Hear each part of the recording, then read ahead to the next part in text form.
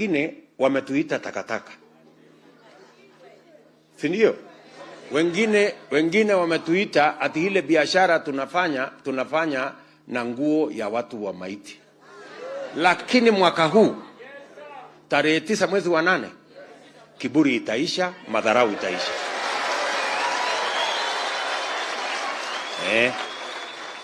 Kiburi itaisha na madharau itaisha kwa hii Kenya. Tunaelewana? Kila mtu akuwe na heshima na tujue ya kwamba Kenya ni ya Wakenya milioni 48, karibu 50 million. Sio ya watu wachache ati kutupangia na kusema sijui nini na madharau na kusema ati mpende msipende. No. Hii Kenya, we will make sure on 9th of August kutakuwa freedom katika hii Kenya. Freedom kutoka mambo ya njaa. Freedom kutoka mambo ya ukosefu wa kazi. Freedom kutoka mambo ya kukosa ajira. Na freedom ya kufanya biashara ile ambayo itakupatia mapato na sisi wote tulipe ushuru, tujenge Kenya ambayo sisi wote tutajivunia kuwa Wakenya. Ndugu zangu watu wa Nairobi, tunaelewana? Na nitaketi hapa, Musalia anakuja, tutaketi hapa, viongozi wengine wakuje hapa, tuketi pamoja na wao. Kuna mkutano kama hii saa hii inaendelea kule Kirinyaga, another economic forum like this one. Kuna ingine itaendelea kesho. Kesho tutakuwa na watu wa disability, tunataka kusikiza hawa vile vile. Kesho kutwa tutakuwa tunasikia jambo lingine, kwa sababu tunataka tukubaliane ya kwamba everybody counts and every hustle matters. Tuketi pamoja na taifa letu la Kenya. Tumekubaliana? Na wewe kama ni mama mboga, ongea na mtu asikutishe na mtu asikushurutishe, ongea yale maoni uko nayo. Kama wewe ni mtu wa boda na wale wengine wote, kama wewe ni industrialist, kama wewe ni mtu ambaye uko nafanya kazi katika ICT, kama wewe ni kijana uko katika creative industry, wale wote tunataka tuwasikize ndio tuweze kukubaliana mawazo ya kila mtu. We want to enrich the plan that we have on how to make that Kenya that everybody can be proud to be a citizen. Tumekubaliana? Tayari mnaona wale tunashindana na wao wamepanic, wameanza fujo, kwa sababu hawajazoea hii siasa ya mwananchi wa kawaida kuzungumziwa.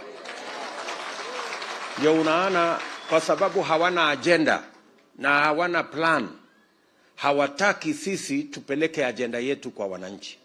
Ndio unaanza wameanza kuleta fujo, wanajaribu kuzuia sijui Sakaja asisimame, sijui nani asisimame, sijui nani asifanye, sijui nani asifanye. Mimi nataka niwaulize wale tunashindana na wao, tulizeni boli.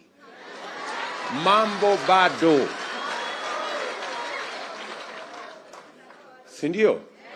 Mambo bado. So wawache kizunguzungu, wameshapata kizunguzungu tayari na mambo haijaanza. Walikuwa wanasema kule mbeleni, William Ruto hatakuwa kwa ballot. Sasa wamekuja, Sakaja hatakuwa kwa ballot, kwa sababu wako na njama ya kuweka kibaraka kama kiongozi wa Kenya na kiongozi wa Nairobi. Lakini mimi nataka niwaeleze ndugu zangu, there is no way the people of Kenya in the 21st century can accept a puppet to be imposed on them in Nairobi or in Kenya. It will not happen. There will be an election and the people of Kenya will make a choice. And the people of Kenya will make a choice, not about personalities, but about programs, projects, agenda, and a manifesto. That is what the people of Kenya are going to choose. We are walking away from personality cults and personality politics. The people of Kenya want to understand what is in it for them. And that is why we are having this conversation. A conversation that our competitors cannot entertain because they are entitled, they feel they know, they feel they know everything. But we are telling them, mutajua hamujui. Tunaelewana wangwana wa Nairobi. So we want to move together, and I want to say, without fear of any contradiction, that in this election, by God's grace, the children of the poor and the children of the rich will sit on one table. Because that's the Kenya we all want. Tumekubaliana jameni? We are all going to sit on the same table. Tumekubaliana jameni? Yes. It doesn't matter the spelling of your name. It doesn't matter the status of your father. It doesn't matter where you've come from. You are a Kenyan and you belong here, and we are going to have a conversation for the people of Kenya, irrespective of color, of race, of religion, and of where you come from. So tutashirikiana namna hiyo pamoja. Tumeelewana jameni? So nawauliza kwa unyenyekevu ya kwamba tuende barabara hii pamoja.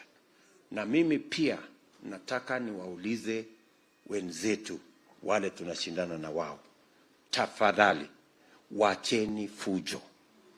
Wacheni vita. Wacheni ghasia. Sisi kama Wakenya tunataka kuuza sera. Kama hamuna sera, wacheni mawe. Tunataka kuuza sera. Tunaelewana jameni? Yes. We must say no to violence. We must say no to conflict. We must say no to the use of young people to perpetuate violence and conflict by people who want to acquire power in using every means possible. We want to tell them there is only one route, a democratic route, a peaceful route to a new Kenya. Tumekubaliana ndugu zetu? So muko tayari tuongee? Kila mtu achangie katika hii mjadala, na kila mtu wako na maoni. Na usikwe na wasiwasi kwamba hakuna maoni right ama wrong. Maoni ni maoni. Sina hiyo. There is no right or wrong. Everybody has an idea, and every idea is useful. It will enrich what we are doing. Asanteni sana na karibu.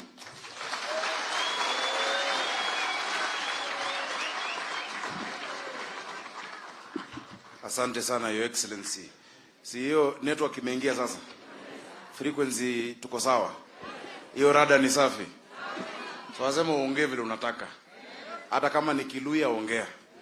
Kama ni Kikuyu, kama ni Sheng, si ndio hiyo? Kama unataka kusema tunakulombotov, utasema hiyo. Na tutaishika. Na mdosi yako serious na hii maneno. He means it. Your Excellency, thank you, because ulitupatia Dr. Augustine from David Ndizi economic team, tumekaa na yeye ako hapo. Tuko na Tabitha Mutinda ambaye amekuwa kwa hii process. Tuko na Charles Kerich na Dr. Gashie from my team. Tuko na Milton Lucheri. Milton alikuwa amesimama Senate lakini amekuja anafanya hii kazi. We have everybody. Tuko na of course Priscilla Mahinda na David and Wangoi Maina. Asanteni sana. So sasa tuende straight kwa hiyo conversation. Dr. Gashie, invite the sector leaders, we go straight to them. Waulize, na ulize kitu yote, hakuna swali mbaya. Sawa sawa? Ask from your heart, we'll give you answers. Kama ni swali ya mdosi, ajibu. Kama ni ya governor, nitajibu. Na kazi juu deputy governor kwa hapo. Muona deputy governor wangu? Kwa anaitwa Mushiri Njoroge. Huyu tumesema hata kwa deputy wa kunywa chai na mandazi kwa ofisi. Atakuwa yeye ndo ako in charge of business na mambo ya license na masoko. And he is going to be the chief city manager. Nairobi to divide into Nairobi North, East, West, South and Central. Ili mambo ya hapo inatatuliwa hapo. Sio lazima ukuje City Hall unless unakuja kunisalimia. Lakini mambo yako ya mtaa inafanywa huko mtaani. Na ukimwangalia anakaa mtu wa kujiuzulu. Anakaa mtu wa kuepa job. Si atashikilia. Asante. Let's go straight into the conversation. Dr. Gashie and the MC. Thank you very much, Governor. Sasa nitaomba yule atakayepewa nafasi kuja kuongea, tafadhali nitaomba kwa heshima tuweze kuongea kwa lugha ya Kiswahili kwa sababu zinanakiliwa na pia bado inakuwa recorded pale. And then pia vile vile nitaomba kwa heshima tafadhali tuweze kuchukua simu zetu tuziweke kwa silent mode ama vibration ndio tuweze kuwa na mkutano ambao unaendelea bila bugdha yote. Shukran. Mtu wa kwanza atakayemuita sasa ni Mitumba Trader, Gikomba Market, James Gikadhi Njenga. James Gikadhi Njenga ni muuzaji wa mitumba pale Gikomba Market.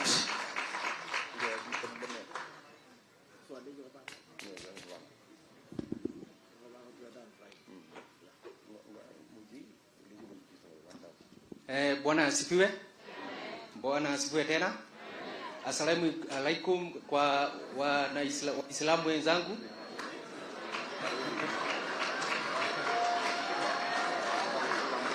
Oh, Your Excellency, I'm James Jenga from Gikomba Market. Now, I'm a supplier, and I'm here to represent not only the Gikomba people, but even the Mama Boga in Gikomba itself.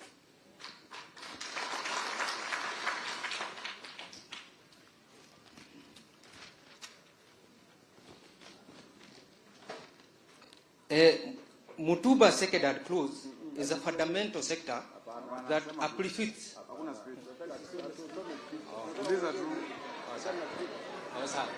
Oh, nikongea tu is okay. Oh, sawa. No, it's okay. It's okay. Sasa kawaida ni vile mtu anapanga, anakuwa amepanga. Najua because it's something I do, it is okay. Mimi ni nashukuru sana Bwana Deputy kwa vile umetupea nafasi ambayo hajaipewa mtu mwingine. Na hii nafasi umetupea ambayo inaelewa mtu wa kawaida, juu wewe umekuwa mtu wa kawaida. Ushaikuwa hustler, unaanza kujua nini? Kujua mwananchi wa kawaida vile ana hustle. So in Gikomba Market, let me talk about it. Tumekuwa na shida mingi, juzi mlisikia tukiwaambia tunauza nguo za watu wa maiti. Surely, do we do that? The clothes I'm wearing is Mutumba. Ukiniona hivi ni Mutumba. And I represent Mutumba. Then, kuna benefits ambazo watu wataelewa kwa nini. What is Mutumba? Mutumba kwanza ni nguo ambazo ni second hand, ambazo zinauziwa mwananchi wa kawaida, ambaye analipwa 300, analipwa 100, who cannot afford 1000 shillings trouser. Hatuwezi jificha hapa tuseme eti Kenya tuko matajiri. Tunapewa msaada mpaka wa mask. We accept. So tuko the where we are.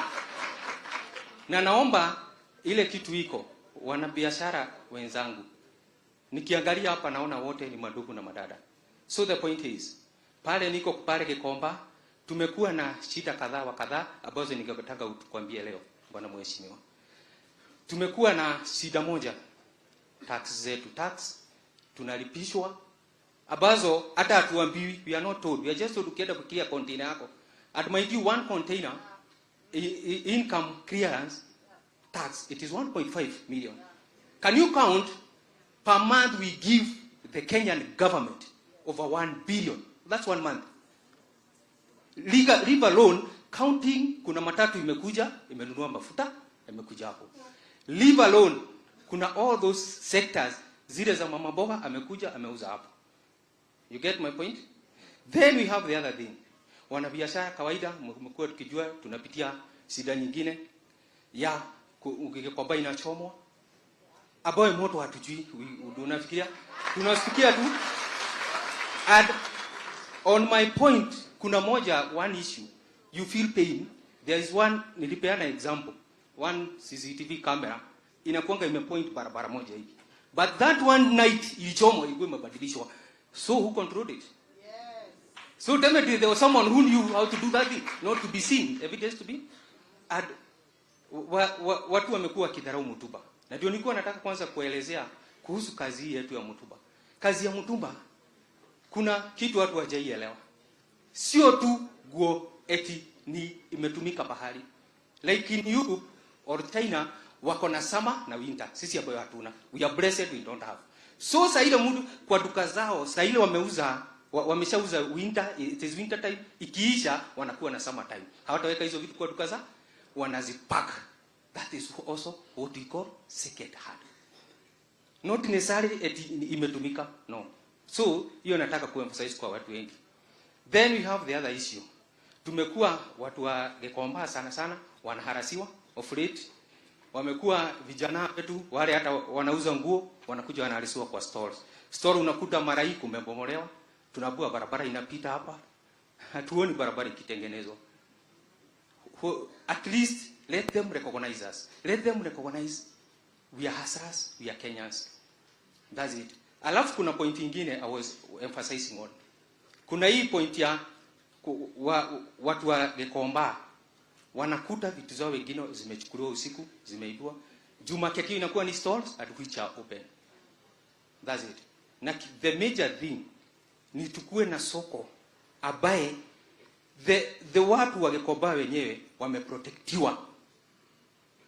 Eti hata moto ikichomeka sai, imagine if you do a survey, the people who have died heart attack because of the Gikomba fires, they are many.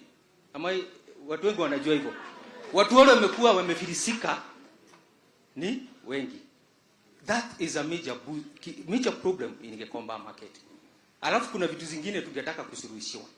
Kama sisi watu wa Mutumba. Na nikisema Mutumba, sisitaji Mutumba. People should realize that. Nikitaja Mutumba, nataja mpaka yule hoka ako Nairobi pale katikati, ameingia Gikomba na ameenda kuuza CBD. Na mwaidi huyo mtu ndiye analipa huyo county askari analipwa na huyo mtu wa Gikomba. Huyo askari anakuja analipwa na huyo mtu wa Gikomba. You get it? So the other thing is this, we pray. Kuna shida moja tuna face. Tafadhali tupewe at least clearance program mzuri. Tukikiria kondina kuji kusubuliwa. Kama jana tumesubuliwa na watu wa KRA. Something you don't know. Wamekuja na wameanza kutusumbu. Something hata hatujui. Watu wengi walishikwa jana. Na hatukuwa tunajua. So I think please check on that issue.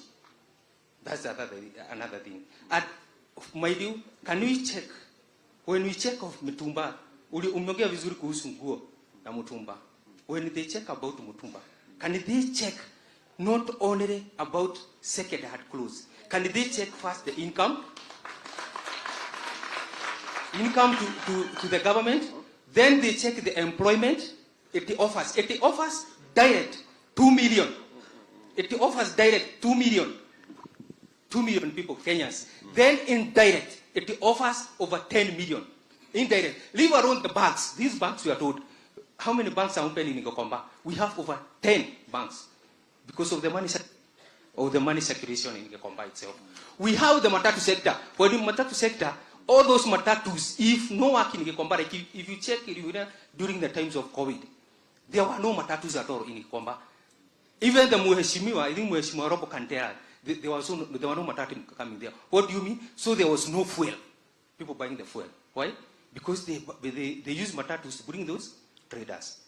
So is the heart sector of all the sectors. That's what I would say. Please check about this. Thank you, James. Just hold on, James. Asante sana. Just hold on kidogo. James, umetueleza kuhusu sekta ya mtumba na biashara kama inayohusisha watu kama 2 milioni Kenya mzima. Na umesema ya kwamba mko na shida na ushuru.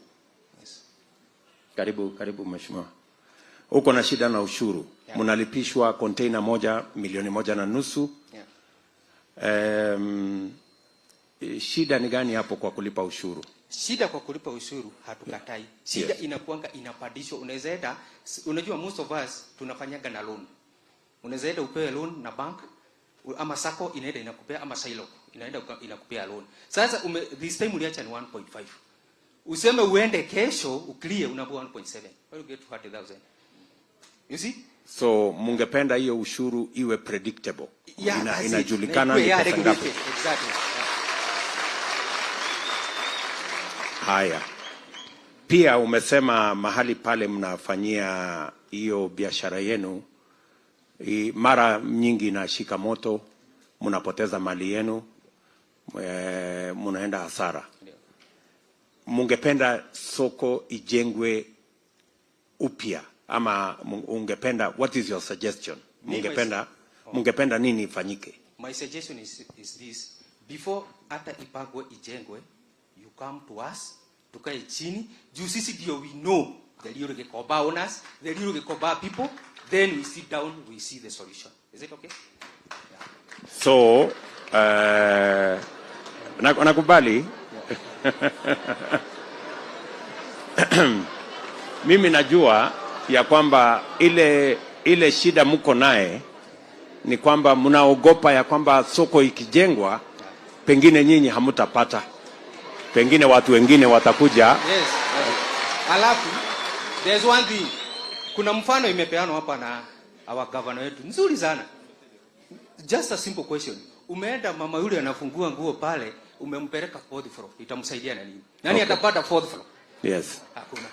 So regardless the sokos zikijengwa, yes, at least you should check vile itafiti watu wote at the same time they sell. And for your information, James, what you're saying, public participation, yani kuwahusisha wale wahusika, ni jambo la kikatiba. Sio ya kwamba unauliza anything outside the constitution. Actually, the constitution demands that we must involve the public. Katika, kama tutajenga soko, lazima nyinyi mchangie mawazo yenu. Na lazima mseme vile hiyo soko mnataka ijengwe. Mimi nataka nikuhakikishie Bwana James ya kwamba kama Kenya Kwanza tumeona ile matatizo tuko nayo kwa sekta ya mitumba na sekta ya biashara kwa ujumla. Na vile Senator Sakaja ambaye atakuwa governor wetu kwa mapenzi ya Mungu amesema, ni kwamba tuko na mpango ya kujenga soko 20 hapa Nairobi, modern market. Na tutaketi chini na stakeholders mahali popote ambapo tunataka kujenga hiyo soko. Tukubaliane hii soko tunataka kuweka parking kawaida huwa underground kule chini. Alafu sasa tuanze hapa juu, ni nini mnataka biashara gani? Alafu ifuate namna hiyo, kama ni ghorofa 2, kama ni ghorofa 3, kama ni ghorofa 4, tutakubaliana na nyinyi na experts wengine ili muwe na mahali pazuri ambapo hapachomeki, mahali ambapo iko maji, iko vyoo, iko hata hiyo biashara inaweza kuendelea mpaka usiku kama iko na usalama wa kutosha. Na that's a commitment we are making as Kenya Kwanza, ya kwamba katika mji huru wa Nairobi tutajenga soko 20 na moja ni hiyo yenu ya Gikomba, na nyinyi tutakubaliana mbele ya kujenga kwamba nyinyi ndio mtakuwa wenyewe kwanza.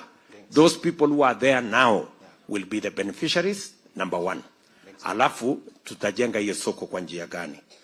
Namba ya 3, mambo ya tax vile umesema tumekubaliana, it must be predictable. Lazima mjue hii tax inashughulikiwa kwa njia gani. Na jambo la 4, ningependa kuwapatia hakikisho ya kwamba biashara ya mtumba haitafungwa na mtu yeyote. Kwa sababu mko na market. Ile ambayo tutafanya kama serikali ni kutengeneza the cotton value chain. Zile nguo mpya tunanunua kutoka Turkey, tunanunua kutoka Italy. Ile jambo tutafanya ni tutafanya mashauriano na hizo kampuni za Turkey. Tuwalete hapa Kenya. Tuwapatie cotton yetu. Watumie stima yetu. Watumie maji yetu. Watumie labor yetu. Vijana wetu ndio wawe wanashona. Alafu hizo nguo tuuze hapa Kenya. Kwa sababu those are new clothes, they can be made here. Tunaelewana? So hakuna conflict kati ya nguo ya mtumba na nguo ya zenye ziko mpya, zile zinatoka katika sehemu zingine. Are we clear? Yeah, I'm clear. Sawa sawa Bwana Njenga. Yeah. And tell your colleagues. Yeah. Na hiyo look umepiga look mzuri sana bana. Na hiyo look ni ya mtumba. Unajua kwa nini? You are my mentor. Unapanga hivi. Kweli? Haya, asante sana. Shukrani. Asante. Let me call the second speaker, Hussein Wako, on livestock. Na speaker number 3 is Eric Omondi, tajitayarisha. Karibu.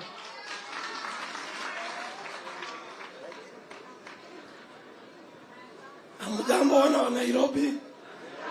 Sauti kidogo sio mzuri sana. Ni mahoma tu kwa wingi. Kwanza nashukuru sana President mtarajiwa wa 5 hapa nchi ya Kenya, na ni bila wasiwasi. Sisi kama wana Kiamaiko tunakuunga mkono 100%. Haswa niko na vijana wengi sana wanafanya katika soko ya Kiamaiko ya nyama. Hata ikakuwa ni baadhi ya wale serikali wakubwa viongozi kama deputy president, ni mmoja alikuja kukula nyama Kiamaiko, hata tukaona maajabu sana. Asante sana. Na bado tunakualika wewe na timu yako mhudhurie tena, mkuje mkule nyama choma kule. Vile kwingine wadosi wengine wanaenda huko. Wakati huu iwe nafasi ni ya Kiamaiko. Tafadhali tunakuomba na tunakualika. Sasa sisi tuko na shida katika Kiamaiko. Kiamaiko soko ni ya mbuzi, na wale wana biashara wanafanya huko ni zaidi ya 15,000 wanafanya biashara tofauti. Lakini wale wanafanya kazi ya nyama ni watu kama 10,000 wale wanafanya kazi ya nyama. Nyama hiyo mara mingi huwezi kula nyama kama hiyo mbuzi haijachinjwa ama kutolewa ngozi. Lazima tuko na vijana wale wanafanya kazi ya kuchinja na wako huko. Lakini vijana hao saa hii tumeanza kusumbuliwa na serikali ya kaunti. Serikali ya kaunti wanatueleza lazima tuhame kutoka Kiamaiko. Hata sisi tunashangaa. Hawa vijana zaidi ya 150 ndio wanafanya kazi kwa slota yangu. Kwanza slota ya Kiamaiko ni slota 15 ziko huko. Baadhi ya hiyo slota moja ni yangu, inaitwa Moyale Slaughter House. Na hiyo ndio imebeba mahasala wengi katika hiyo mtaa wa Kiamaiko. Hata ukienda pali deputy president alikula nyama hiyo, akiangalia mbele ilikuwa ndio slota yangu, inaitwa Moyale Slaughter House. Hawa vijana saa hii mateso tuko nao, wananiuliza kila saa, kama wewe chairman wetu wa upande hii hawa vijana, sisi tutapata namna gani kazi ili tujisaidie kutoka kwa serikali ya Kenya kwanza? Kwa sababu tayari hawa vifaa hawana. Saa hizi wako na shida ya vifaa. Mmetueleza mambo ni kuendelea na mambo za Ulaya. Zile visu tunatumia saa hii kama deputy president ni visu zile za mabati, haziwezi chinja vizuri. Naye kule wenzetu wale kwa maslota za kisasa wanatumia kisu yenye inatumika kwa saa hizi kwa wakati huu ni visu ya bei ghali zaidi. Moja ni shilingi 900, na tuko na mashini saa hizi inatumika kupasua nyama. Hawa vijana wameteseka, hawana pesa ya kununua mashini. Hiyo mashini moja ni shilingi 50,000 kupasua nyama. Lakini tunatumia kwa sababu ya kienyeji, tunatumia panga. Hiyo panga hiyo wanajikata nayo, unaona mtu ameumia, unaona tunakimbisha mtu hospitali. Lakini ikiwa Kenya kwanza watatusaidia na vifaa vya kazi, hata sisi tutafurahia. Kitu kingine tunaomba, soko ya Kiamaiko tumepatiwa muda wa mwaka mmoja mzima. Saa hii tuko katika hatari. Wale mahaslas wako huko, mambo yao imeanza kuwa moto sana zaidi. Kwa sababu tunatishwa, wengi wetu tunasema ni bottom up. Hata liwe liwalo, hata mtufungie slota, hatutahama sisi kutoka kule kwa inaitwa Kenya kwanza. Bado tuko hapo hapo, hatuogopi. Lakini tunaomba wewe mwenyewe hizo vifaa ununulie wafanye kazi yetu. Tumefanya mkutano juzi Sunday iliyopita. Hiyo vifaa zote zinatumia kama 1420. Ndio vijana wangu wale wanunue gambut, wanunue koti kama hii mnaona niko nayo, wawe na mashini ya kisasa, wawe na kisu ya kisasa. Hata sisi wenyewe tujisaidie. Tuone hii bottom up, wanasema sisi ni wa kwanza tumehusika na hiyo kazi. Tafadhali tunakuomba utununulie hata wewe. Ingine wacha nimalizie. Kuna ingine, tuna soko ya mbuzi iko pale. Hiyo nita target Governor Sakaja. Yeye mimi na imani ameingia, amekuwa governor wa Nairobi bila wasiwasi. Hawa vijana wenye mimi naongelea, mwenye anawajua sana zaidi katika Nairobi, governor wetu Sakaja anawajua. Nyakati kuna mmoja wetu mtoto wake alikufa, alitutembelea hata usiku na mchana anakuja. Na ule mtu ashatusaidia sana zaidi. Hata nyakati ya hizo visi unasikia na hizo mapanga, mwenye metununulia sio mwingine, ni mtarajiwa wa Nairobi. Yeye ni senator na ataingia Daktari Margaret Wanjiro. Hiyo timu ni yake. Hiyo timu ni ya Margaret Wanjiro, na siwadanganye, anawajua vijana wote. Hiyo ni mateso yenye tunapata. Lakini sisi tunaomba Kenya Kwanza itutafutie nafasi, hata kama ni kiwanja, kuliko tusongeshwe. Mtujengee slota ya kisasa. Hatusemi na kupeleka Ulaya, lakini wewe ni slota yenye hata sisi kama Hasra tunaweza fanya kazi, tafadhali. Asante sana Bwana Hussein. Unasema Hussein? Hussein wako. Asante sana. Umetueleza kuhusu biashara ya nyama hapa Nairobi. Ndio. Na umesema changamoto mko nayo ni vifaa. Ndio. Sijui kama hawa vijana wako wamekuwa trained ama umewatrain tu hapo kazini. Tumeshawa train. Na sio wote. Hawa vijana zaidi ya 150 wametrainiwa. Lakini pali tungeenda kufanyia training vizuri ni baadhi ya hizo ndani ya slota. Lakini tungepata pali mzuri Kenya Kwanza, wanatujengea. Sisi wenyewe ni walimu, tunaweza wafundisha, na sio lazima hao peke yao. Ndio. Na tunaomba hata wasichana wahudhurie katika hiyo mambo. Ndio. Na tunaomba vijana pia wakuje hapa hivi. Okay. Tusaidiane. So, hiyo ni mapendekezo mazuri katika sehemu zetu za polytechnic. Ndio. Na pale kwa TVET ambazo tumejenga sasa colleges 3 hapa Nairobi. Tutawaunganisha na hizo colleges, ndio vijana hawa wapate training, ndio wafanye ile kazi kwa njia ya professional. Ndio. Na wasaidike na wasiwe wanapata ajali. Jambo la pili, ndio, nakubaliana na wewe. Ndio.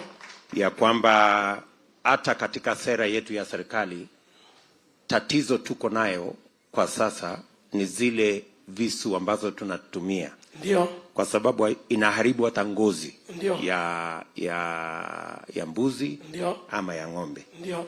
So tutapanga. Ndio. Sio slaughterhouse ya Kiamaiko peke yake. Slaughterhouse zote katika taifa letu la Kenya. Ndio. Tutapanga vile tutaunganisha serikali ya county. Ndio. Na serikali ya kitaifa. Ndio. Ndio tusiuze tu nyama. Ndio. Tuuze pia products za nyama. Ndio. Tuuze ngozi. Ndio. Tuuze tutumie, tuone vile tunaweza kutumia mifupa. Ndio. Na zile sections zingine za ng'ombe. Ndio. So we need livestock. Ndio. Livestock sio nyama peke yake. Hapana. Ni livestock pamoja na livestock products. Tunaelewana? Ndio. So nikuulize bwana wako kwa sasa ile ngozi mnafanyia nini? Ndio.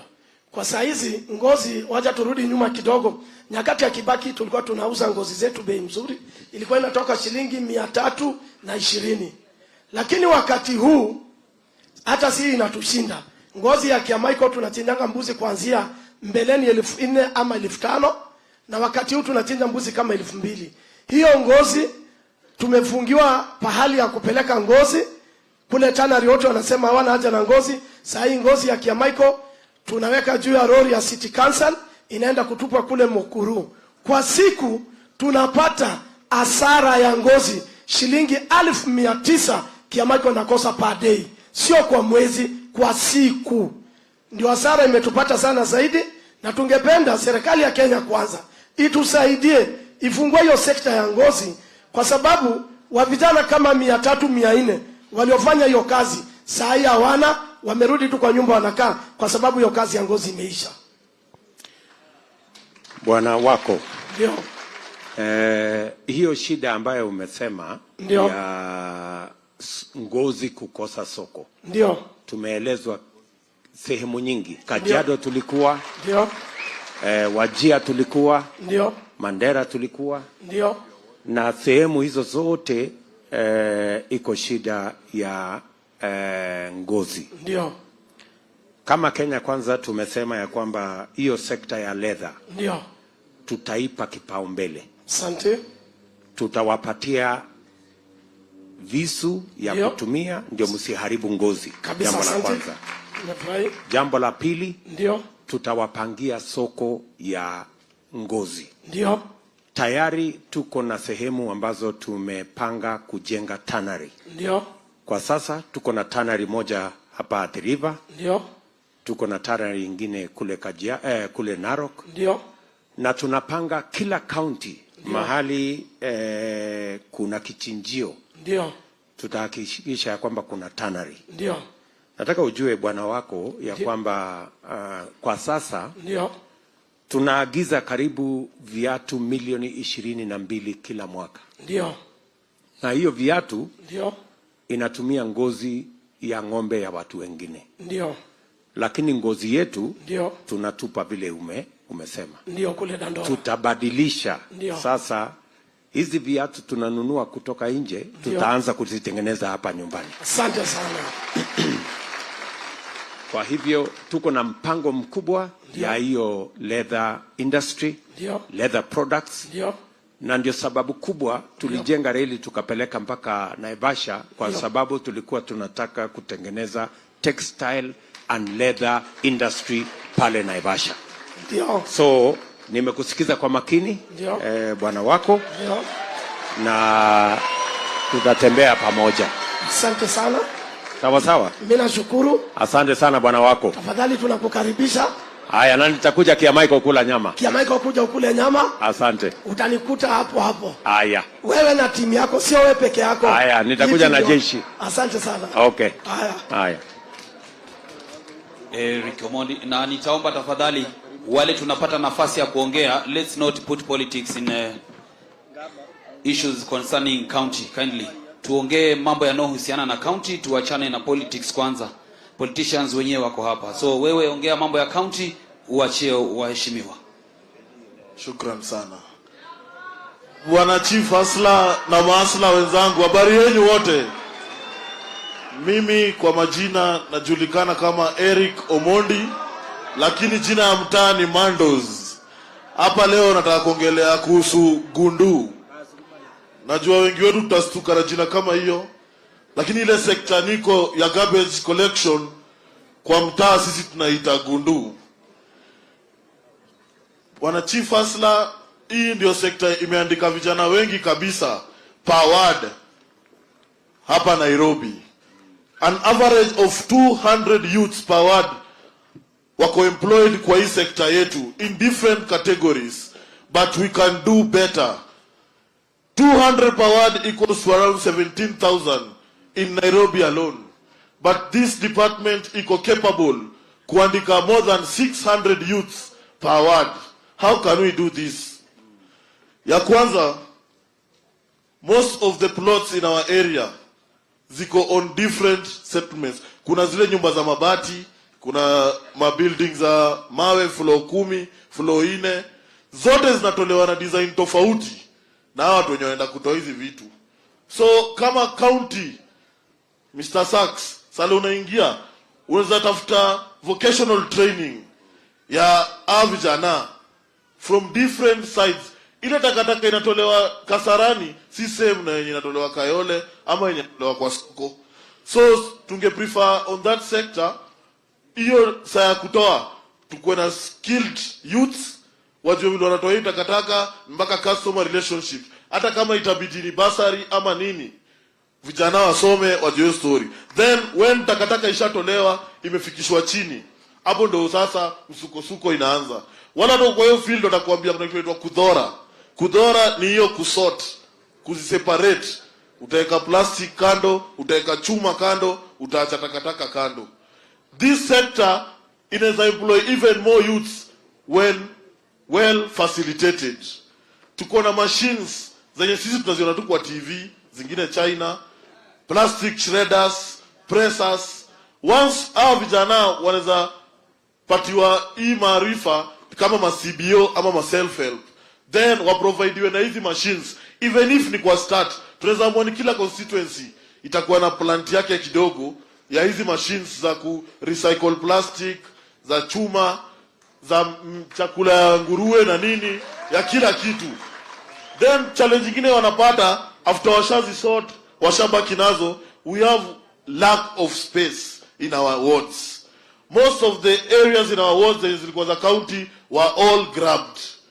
So vijana wanapata challenge sana, sana washatoa hii takataka, wameiweka nje, lakini hakuna mahali pa kungojea. Sasa ile failing lorry ya Kanjo inafaa kukuja.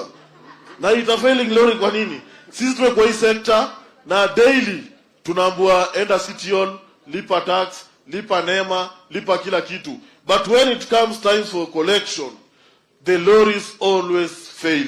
Sijui ni kwa nini. Hii sector bwana governor ningependa uiguzie sana. Na mimi naweza penda ulete lori kama ile ya mafuta. Ikitembea hivi na imeandikwa diesel, petrol, kerosene. Leta lori modern yenye itaonesha kuna tofauti, hapa ni ya plastic, hapa ni ya chuma, hapa ni ya food stuff. At least itakuwa ni kitu rahisi, mambo ikianza kuendelea. Then after umetu identify ya spaces za kuweka hizi takataka, hizo area zetu za ward, kuna sasa area ya mwisho inaitwa Boma. Most of you mnaijua kama Dandora dumping site. Sisi watu wao shughuli tunaita Boma. Pale Boma kidogo ukiangalia bwana governor, kuna space kubwa sana. Na there is a time Kidero akiwa governor walitaka kuweka hapo recycle plant kubwa sana. But sijui kama ni siasa ama ni kutaka kitu. Kuna vile ka dream kalienda chini kidogo. Hiyo ni kitu bwana Sachs, wewe ni mtu mjanja. Ukiingia pale unaweza revive.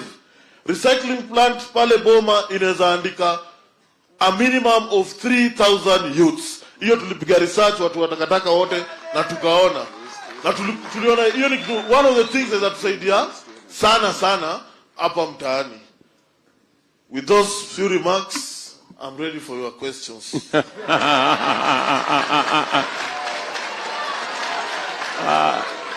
Your Excellency, just a minute. There's another garbage collector from Dandora, the main site. Wacha tuongee kwanza na huyo okay. Eric. Bwana Mandos. Yes sir.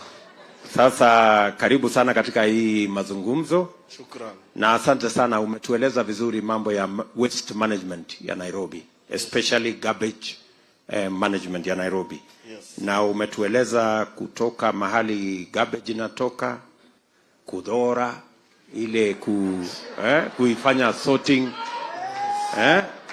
mpaka ifike kule kwa Boma. Yes. Si namna hiyo? Yes sir. So waste management ama garbage collection Nairobi itakuwa ni jambo ambalo sisi kama Kenya Kwanza tuko tayari kuweka mkataba kwamba tutaisafisha Nairobi. Shukran sana. Na kuisafisha Nairobi itahitaji kila mtu, especially wale vijana wanafanya katika hiyo sekta wewe umezungumzia. We are ready to be incorporated in it. Na tunataka iwe tuitengeneze kwa njia ambayo wale vijana wanafanya hiyo biashara saa hizi tutawasaidia kuhakikisha kwamba wanaelewa ni nini wanatakikana wafanye, hata kama ni kuwapatia training on the job. Wakiendelea na kazi yao tuwaletee watu ambao watawasaidia na kuwaeleza ili wawe na kuelewa vile hiyo kazi inapaswa kufanya. That will be great. Jambo la pili ni lazima tu hakikishe ya kwamba, kwa sababu hii takataka ni mali Yeah. Na umesikia tumesema kazi ni kazi. Kazi ni kazi. Si namna hiyo? Yes sir. Hata hiyo ya kucollect takataka ni kazi. Kweli. Najua kuna watu wa kusanya takataka walikuja hapale kwa Hasla Mansion. Wakaniambia sisi tunataka tu tupatie wheelbarrow na mkokoteni, ile ingine tutajisote. Watu wengi wakanikashifu sana kwamba nimepatiana wheelbarrow. Lakini hiyo ndio tool yao ya biashara. ya kuendesha kazi yao. Hiyo ni kweli kabisa. Si namna hiyo? Kweli kabisa. So tutashirikiana. Alafu jambo la tatu, na mimi nataka gavana wetu mtarajiwa azungumzie, na mimi nasema hapa kama candidate wa Kenya Kwanza wa urais, ya kwamba tutabadilisha takataka ya Nairobi iwe ni umeme. Asante sana. Hiyo recycling umesema. Yes, sir. Pale Dandora tutajenga city kubwa ya recycling ambayo itaajiri hawa vijana wewe umesema, na kufanya takataka hii Nairobi iwe ni gold. Mtu watakuwa anatafuta takataka kweli kweli, kwa sababu kutakuwa na soko ya takataka. Itakuwa mzuri hivyo sana mheshimiwa. Tunaelewana boss? Yes sir. Na nyinyi ambao sasa mko katika hiyo sekta ndio mtakuwa ma-investor wa hiyo sekta ya takataka. Tunaelewana? Mimi nataka Saks aseme kitu. Asante sana Your Excellency.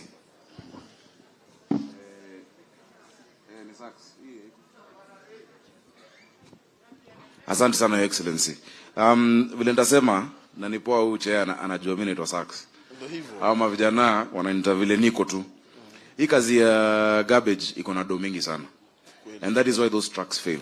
It is deliberate.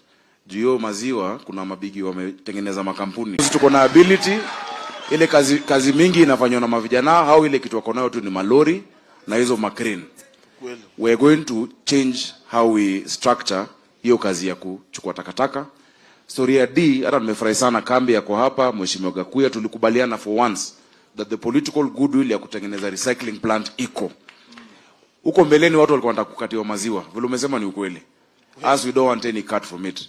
If we transform it, we can light the whole of Nairobi through Dandora. Hapo boma inaweza toa stima ya at least all our traffic lights, street lights ziwe lit kutoka ile inatoka hapo. So the solution, political goodwill, watu wa D na wale mavijana ambao wako kwa hiyo shughuli will be shareholders in the Dandora Energy Company ambao itakuwa inaongeza stima kwa national grid so that people can own it.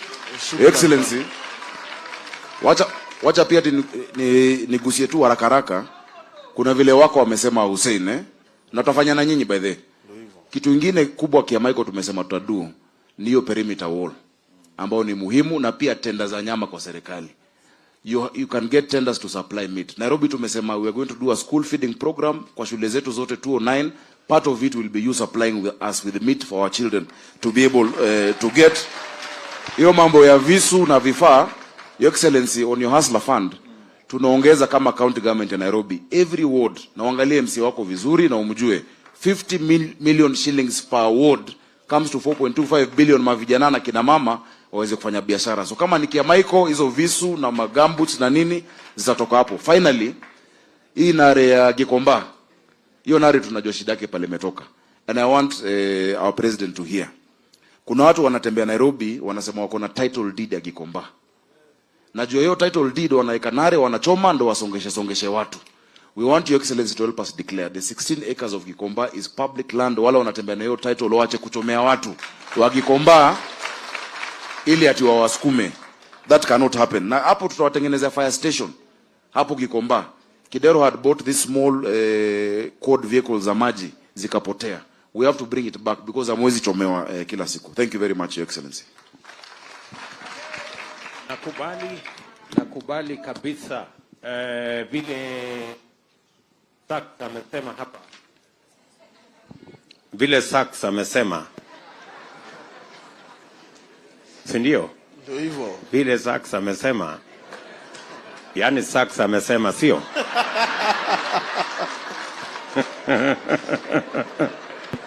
Hiyo ekari 16 ya Gikomba is public land. Na hakuna mtu ambaye atapatiwa hata kisehemu kidogo ya hiyo sehemu ya Gikomba. Pale tutajenga soko kwa manufaa ya wafanyabiashara wote wa pale Gikomba.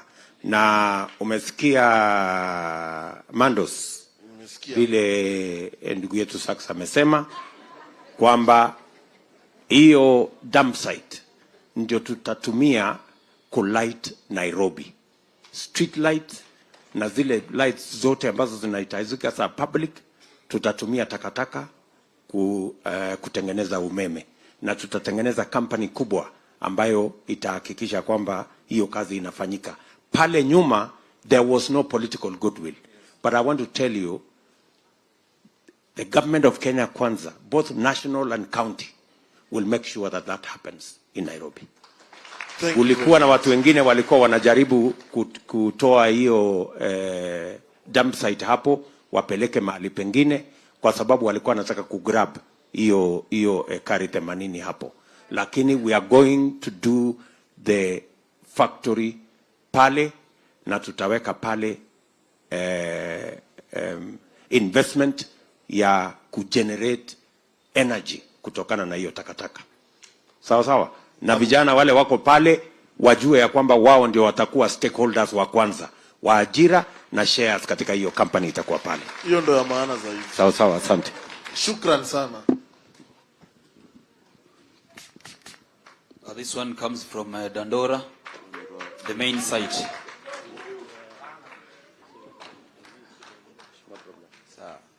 Habari zenu? Poa sana. Habari yako Chief Asla? Sawa kabisa boss. Mimi natoka Dando office 2. Hiyo ndio nyumbani ya hiyo dump site tumeongelelea hapa. Yangu kwanza kabisa ndaanza na sad story. Hapo dump site kwa negligence ya kuwa hiyo takataka haipangwi imeleta madhara kubwa sana. Hiyo madhara ya kwanza imeaffect wamama na watoto wao wadogo. Kwa wamama imewaletea kansa. Kwa watoto imewaletea shida ya respiratory. As corona ilikuwa inaua watu 10, hiyo imekuwa tu ikikula watoto. Lakini hiyo dump site ni community jam yetu. Ikileto hiyo power plant ama ileto hiyo recycle plant, itakuwa imeajiri at least 3000 youths hapo ndani. Ndani hiyo dump site, watu wakiita dump site, hapo ndani kuko na familia zaidi ya 3000 ambazo hizo family hiyo takataka ndio inawapatia livelihood yao. Hiyo power plant ikikuja, tungependelea sana wakuwe hao ndo wako pale kwa mstari ya kwanza, kwa sababu hao apart from kukua wana make livelihood na itakataka, wanaishi bado pale. So on your issue ya the recycle plant, if it is supposed itafanyika, tungeomba sana wale wako pale ndani wahusishwe kueleza njia mzuri ile inaweza fanyika. Kama vile mwenzangu amekuwa hapa akasema on the previous regime ya Kidero, the same guys from the dump site walikuwa wamepata hadi mfadhili wa kujenga hiyo kiwanda, na ikakuwa hii kiwanda kuna mwingine anataka pesa kiwango fulani ndio kiwanja ijengwe. Na kwa hii serikali yetu ya hasla, kama vile ulifanya tu mzuri ukatutembelea pale Dandora, ukatupatia sisi 1 million, tukabadilisha life zetu pale, ukuje na serikali yako uteremke pale, tukae na wewe hapo chini, tukuoneshe pia njia nyingine yenye hapo kwa hiyo mtaa tumebuni ya vile hii dump site itaweza kuemploy kutoka huko juu mpaka chini. Ukiwa unasaidiwa na Saksa hapa kutoka Dagoretti hiyo river Nairobi river iko na riparian mingi sana, where our youth along hizo constituency wanaweza kuwa wakisort takataka yao, ikifika pale inakuja kwa makampuni. Tuache kukua na dump site na tena tukue sijui na kiwanda ingine inajenga tissue, no sisi ndio tunawapea makaratasi. Wacha wale wenye wanachukua hizi makaratasi kutoka huku juu watuletee karatasi sisi watu wa Dandora, badala ya kukuja kuichoma na boiler wanatulia watoto wetu. Number 2, kwa hii shida imeletwa na hawa marafiki wa Uhuru. Takataka sasa wanaleta kama wajafunikia. Gari wamepark zote kwa barabara yetu ya Dandora. Hauwezi dua Dandora police station na entrance ya dump site. Kila mahali wamemwaga. Sasa sisi tungeomba Saksa akiwa hapo atusaidie kusikakue ama tuletee modern lorries. Zile zenye takataka inawekwa ndani isikuje ikimwagika. Siku ya COVID kulikuwa kunawekwa measures lakini takataka COVID yote ikizunguka huku inamwaga huko. Wengine wanakuja wakimwaga kwa barabara. So hiyo sheria za kuenforce hizo lori zitiliwe maanani sana. Ya mwisho kabisa, uko na mpango yako ya NHIF. Mimi ningeomba familia zile ziko Dandora. Sisi hata NHIF, gava yako itusaidie tulipie tu. Kwa sababu ya nini? Kwa sababu ya nini? Kijana amelelewa dump site, amepata mtoto hapo dump site. Na sasa huyu mtoto amekuwa na respiratory disease yenye inamrequire kitu kama 100 ama 200. Tuko na hospitali hapo hii ya Kanjo. Haina hata dawa ya kufungua kifua. Haina jab. Hiyo jabu unaendea Kenyatta. Sasa hata kama kutakuwa na the profits zile zitatoka kwa hii kampuni. Ziconcentrate on kuweka madawa zenye zinatuhusu na zile maugonjwa sisi tunapata huko. Kuliko pale uende upate painkiller, Panadol. Ya mwisho kabisa. Sitokea tena. Ni vile ni mingi.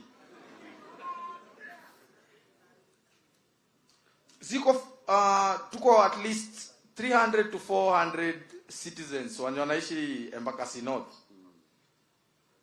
Na ile plan ilikuwa ya huko Dandora, ilikuwa na markets. They were markets. Kila mahali kuko na markets zenye zilijengwa in the 70s. The dump site, kwa sababu ya kosa kuwa sorted, imemeza a whole market. Sisi kama wakawaji wa ile ward na hizi familia ziko dump site, tungeomba hii market katika hizi 20 ikuwe ya kwanza kati zile zita-upgradeiwa. Ndio kama hizo karai tumetoa huku kuuza, vile tuendanga Gikomba juu ya mtumba, mkuwe mnakuja nyinyi wote kwa sababu ya vitu za plastic Dandora kwa market yetu. Asanteni. Naitwa Jeffrey Regi. Jeffrey Regi, nilikutembeza Dandora ile siku. Nakumbuka wakati nilitembea Dandora ukaniambia Dandora is not a dump site. It's an estate. True that. Nakumbuka sana. So asante sana Jeffrey. Yale mambo umesema hata mahali pa kusahihisha imekosa. Kwa sababu tu umesema vile ilivyo. So hiyo dump site mimi nataka ukue na imani. Wewe umesema kama itafanyika, kwa sababu pengine uko na taswishi. Kulikuwa ifanyike alafu haikufanyika. This time round mimi nataka nikuhakikishie ya kwamba kati yetu sisi viongozi tulio hapa na huyu gavana wetu kwa mapenzi ya Mungu, power plant itakuwa Dandora. Asante sana. Na beneficiaries wa hiyo kiwanda itakuwa watu wa Dandora, wale wanaishi pale. Asante sana. Na jambo la tatu, tutahakikisha ya kwamba mbali na hiyo power plant, kwa sababu sasa itakuwa clean environment, haitakuwa na ile shida ambayo iko nayo sasa ya cancer na mambo ya respiratory diseases ambazo ziko pale. Pia tutahakikisha kwamba wale watu wanaishi pale pia tunawajengea manyumba na wapatie free of charge. Asante sana. Kwa sababu pale ndio nyumbani, hawana nyumbani pale pengine. Si ni kweli? Kweli kabisa. Na hiyo mpango haitafanyika bila nyinyi. Kwa hivyo sisi tunaamini kwa katiba ambayo inasema public participation is a must. Tutaketi chini na nyinyi, tukubaliane ili tuweze kujua hiyo mradi itaendeshwa namna gani Jeffrey. Sawa. Asante. Sako na maneno ya kusema. Just two things, Your Excellency. Kitu ya kwanza Jeffrey, umedufiti. Hiyo magonjwa ya respiratory tusizizoea ni magonjwa yetu. We can actually eradicate it. Kuna dump sites nimeenda around the world. Kama recycling inafanywa fiti, hata inzi moja hautapata, hakuna harufu. There's an entire wing for respiratory, watu wa Dandora, because that is what we are used to. Tusizoe hiyo, we are going to sort it out. But ya pili, Your Excellency, Jeffrey is a perfect example that watoto wetu wakipata opportunity, they can make it. A few years ago, nilichukua mtoi wa Jeffrey. Alikuwa 6 years old. True. I took his son for coding to Kwanza technology for competition amongst children of the rich wadosi. His child was interacting with a computer for the first time, was #1 in coding in Kenya. Mtoto wa Dandora. Mtoi wa Dandora na mtoi wa Lavi na wa Karen should have the same opportunity. That is what we want to provide in Nairobi, sir. Sawa Jaifu. Salimia wale wenzetu wengine ama ukuje unigotee at least. Lazima nikam. Nilikuwa hadi niombewe salamu. Anayefuata sasa ni Mama Mboga Ruth Wanjiru, alafu atafuatwa na Nyamakima Traders Nelson Iruku. So Nelson Iruku, ujitayarishe kwa Nyamakima Traders.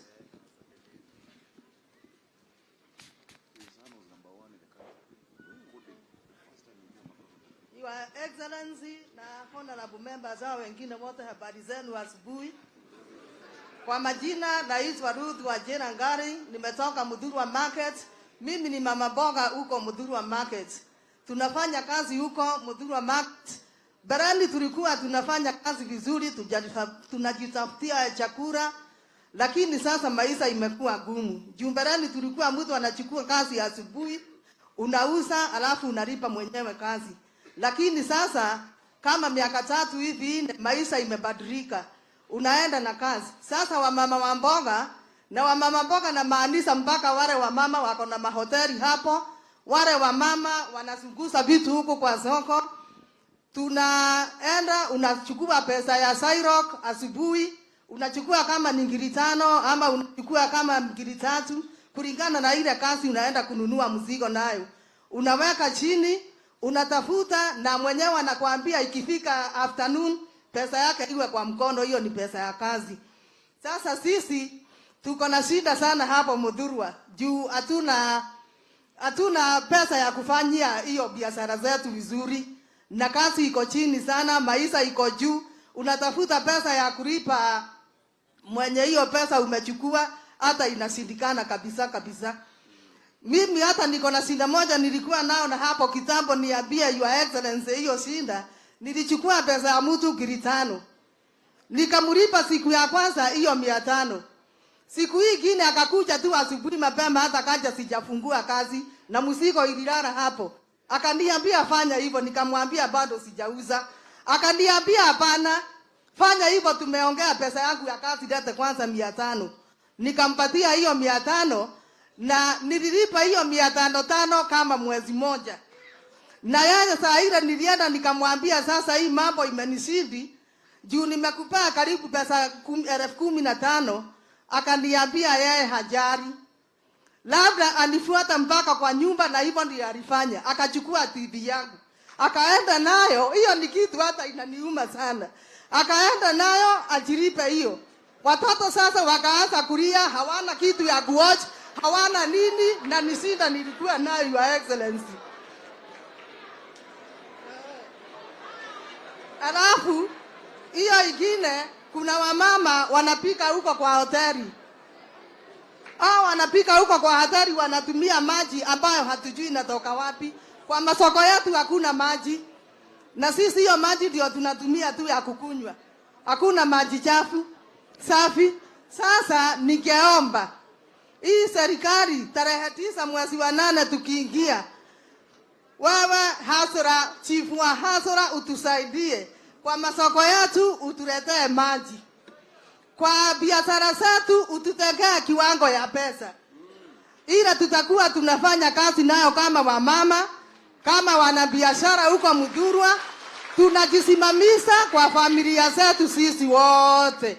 Juu ni wengi, wengine wako kwa sekta wanauza cabbage, wengine wanauza nyanya, wengine wanauza manguo, wako na mahoteli huko, na shida ni mingi huko kama wamama, na papa tuko na shida huko soko ya Mudhurwa yote. Hiyo ingine ni mambo ya ses. Asubuhi ile gari zinaingia huko na mizigo, kama mahali nafanyia kazi ya nyanya, wanalipa sanduku moja 150. Na hiyo pesa ni mingi sana juu sanduku garoli moja inabeba 70. Sisi watu wa Mwarero tunauza 50 kila siku, na hiyo pesa haina receipt. Ukiuliza unaambiwa ushughulike na yako, tunashindwa utashughulika aje. Tunaona tunanyamaza. Unanyamaza tu juu una kitu ya kufanya. na hapa maisha ni ya ushughulike na yako na ya Sairo. Baba unaenda bila kitu kwa nyumba. Jioni unatembea miguu mpaka kwa nyumba juu. Una hata pesa ya kununulia watoto chakula. Hiyo ndio shida bara tuko nayo. Ningeomba utusaidie kama mkubwa wetu, utuwekee pesa kidogo, ututengee kando ya kufanya biashara. Kama ni maji angalia sana, sisi ni wamama. Na usafi lazima tuweke kwa soko, kwa maboma, hakuna maji Nairobi. Tunafanya ile siku ingine, mheshimiwa wetu alisema ya bottom up. Unaweka maji kwa karai, unachota ukiogelea kwa mwili. Sasa tungeomba utuangalilie Nairobi yote maji. Maji tuko na shida sana ya maji. Na maji ni uhai. Tungeomba hivyo sana mkubwa. Tuko na shida wa mama wa soko pale. Usafi kwanza.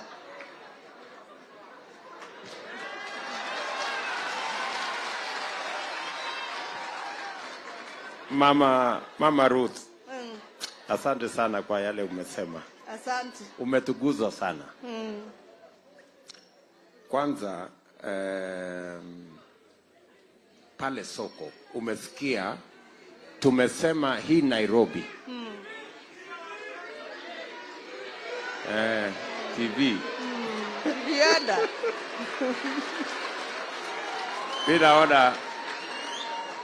Bila utarudi nyumbani leo na TV. Asante sana. Asante sana. Asante sana. Asante sana. Asante sana mkubwa. Asante. Anyway. So ukimaliza tutashughulika na mambo ya TV. Sawa. Tumalize hiyo ya saa hii. Lakini ya muhimu. Ile ya muhimu Mama Ruth, yes, ni kwamba kwa sababu ya ile changamoto umesema na umesema kweli kwamba pale sokoni hakuna maji, hakuna mahali pale sio pasavi, kwa sababu watu ni wengi na soko ni kidogo. Si ni kweli? Ni kweli kabisa. Watu ni wengi na soko ni kidogo. So tumekubaliana hii Nairobi lazima tujenge soko mpya 20. Asante sana. Ili tuweze accommodate wale watu wengi wanahangaika, na iwe ni soko modern. Iko na maji, iko na stima, iko na mahali ambapo hata hiyo chakula yako ambayo unauza kama ni nyanya, tuwe na cold room, mahali unaweza ili weka ikirani. ndio isiharibike. You know? So hiyo ni jambo la kwanza. Jambo la pili, vile umesikia tumesema hii mambo, na ni vizuri kwamba watu wameanza kuelewa ile matatizo mnapitia, kwamba ile pesa mnatumia. So unasema ukichukua 5,000 ngiri 5 unatakiwa kulipa kwa muda gani? Uambii kwa muda, unapatiwa hiyo 5,000. Alafu kila siku kabla jioni ifike umpatie 500. Sasa wewe ukishindwa na kurudisha hiyo kazi ya 5,000, utakuwa kila siku unampea hiyo pesa na baadaye utampea pesa yake yote. So ulipe 500 lakini mwisho umlipe ile 5,000. Ile pesa yake 5,000 yote. Ukiendelea kukaa naye unaendelea na kulipa 500. Unaendelea na kulipa hiyo 500. Salala. Hey. So na hiyo ni matatizo ambayo watu wengi hawajawahi kujua ya kwamba iko shida aina hiyo.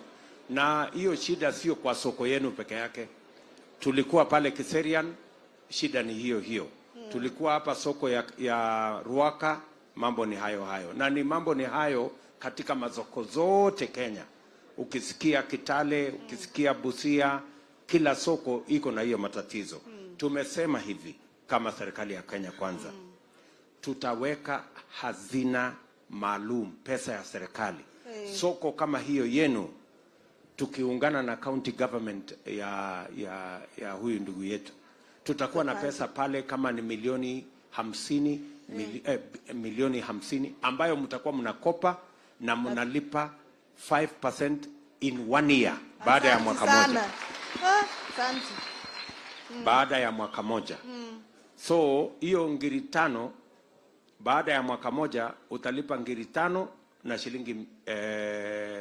shilingi 250 juu yake peke yake baada ya 1 year. 1 year. Baada ya mwaka moja. Asante. Sindio? Baada ya mwaka moja. Tunaelewana? Na huyu mtu yakuja kuchukua 500 yako kila siku. Hiyo 500 angechukua kila siku itakuwa pesa yako sasa. Huyu ashindwe.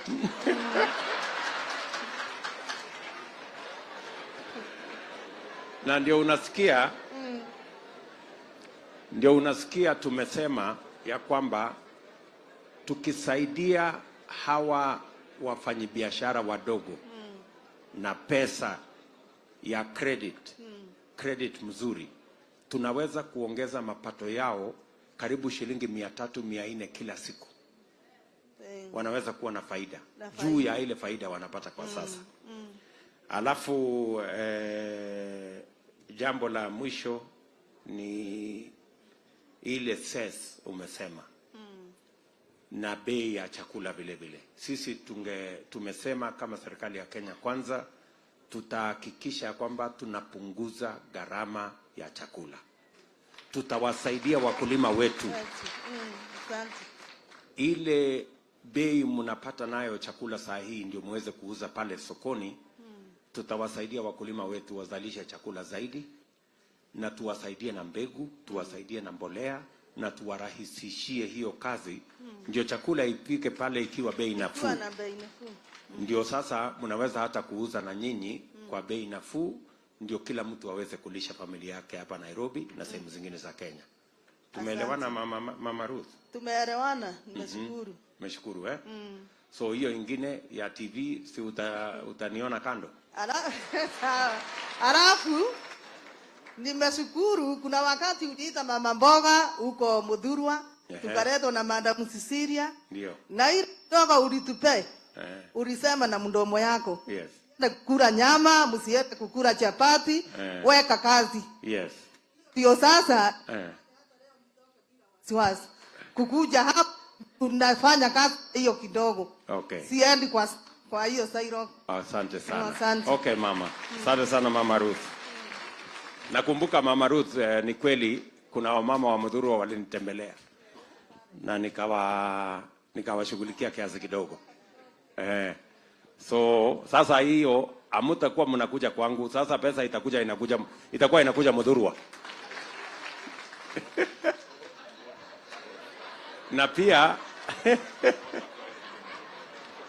na pia najua tuko na shida ya maji Nairobi. Na ndio saa hizi tunajenga mfereji mkubwa kutoka hapa Kabete, na tunajenga mfereji mwingine kutoka Kiambu yenye itapeleka maji mpaka kukata hizo constituencies zote mpaka ifike Embakasi. Mimi nataka nikwambie tuko na miradi kama 3 ambayo italeta maji Nairobi.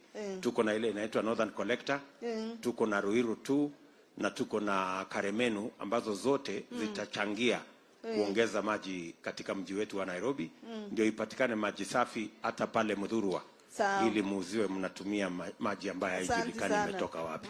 Sawa? Sawa, asante. Asante. Thank you.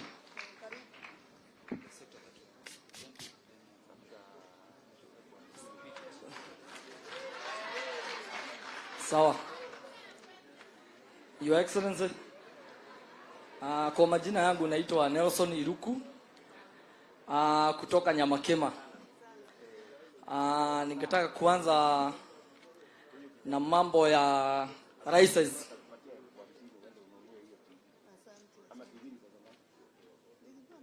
Mwagalenge. Nimwagate.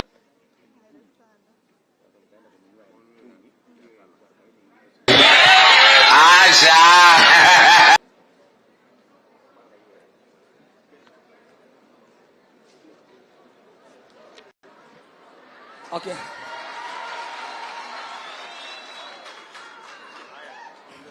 Your Excellency, asante sana kwa kuchukua hiyo jukumu. Nataka kurudia majina yangu, niseme naitwa Nelson Iruku na mimi ni mfanyi biashara pale Nyamakema na uzanga vitu za stima. Shida yetu inakuanga mingi sana. Shida yetu ilianza 2017 mpaka saa hii bado hiyo maneno bado iko haijaisha. Kwanza ningetaka kushukuru Mheshimiwa Sachs na Bwana Koril. Unakumbuka wakati mali yetu ilishikwa kule nini?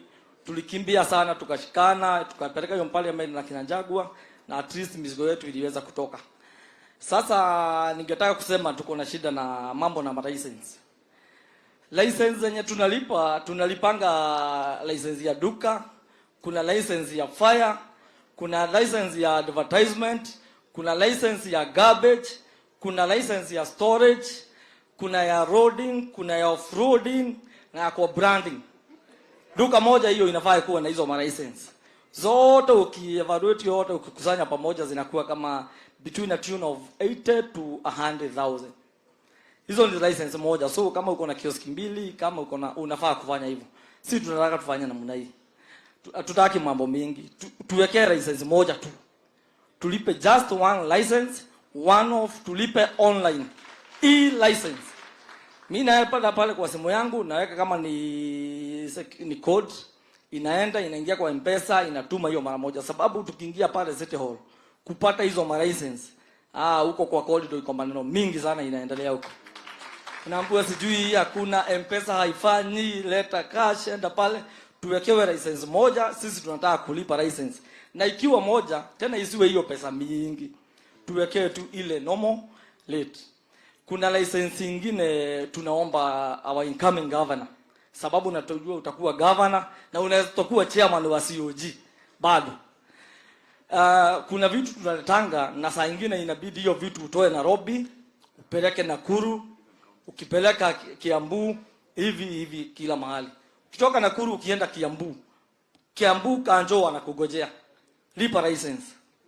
Tunataka tuwekee license moja ya Kenya mzima, inter-county. So that hii mambo ukifika Nakuru na hiyo license unaambiwa duka Nakuru for example, duka license ni 15,000. Na uko na gari yako Probox hapo, umeenda kufanya delivery ya katoni 2. Mtu akanjua anakuja anakuambia license ya Nakuru ni 15,000. So you see kuna biashara unafanya hapo sasa. Sasa hiyo mambo ingine sasa ni mambo imejitokeza hivi karibuni. Tunafanya mambo na kuimport vitu. Sana mimi wale watu mimi naongoza huwa tunashikana kama watu 10, watu 20, tunajaza container mzima.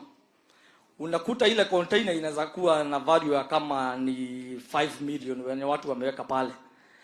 Hiyo container hao watu tena wanaitishwa jute pale ya kama 2.2. So unaona hiyo hata ile vitu ukitoka pale inakuwa ni hasara kubwa. Then kuna kitu inakuja na AC counterfeit agency. Kuna hiyo kitu wanaleta inaitwa IPR, intellectual property right. Hiyo ni requirement serikali inaleta kuanzia next month. Hakuna kuimport kitu kama hii mic yenye nimeshika hapa wanasema before you import that thing I have to register that thing, this product. I have to have authority from the country of origin from the manufacturer. Then hiyo product kama hii mic nimeshika niende kwa kipi. Kama wewe hasa wewe ni mkulima wa kuku. Unataka kuimport tray za mayai for example. Wanasema hizo tray uzibrand with a name.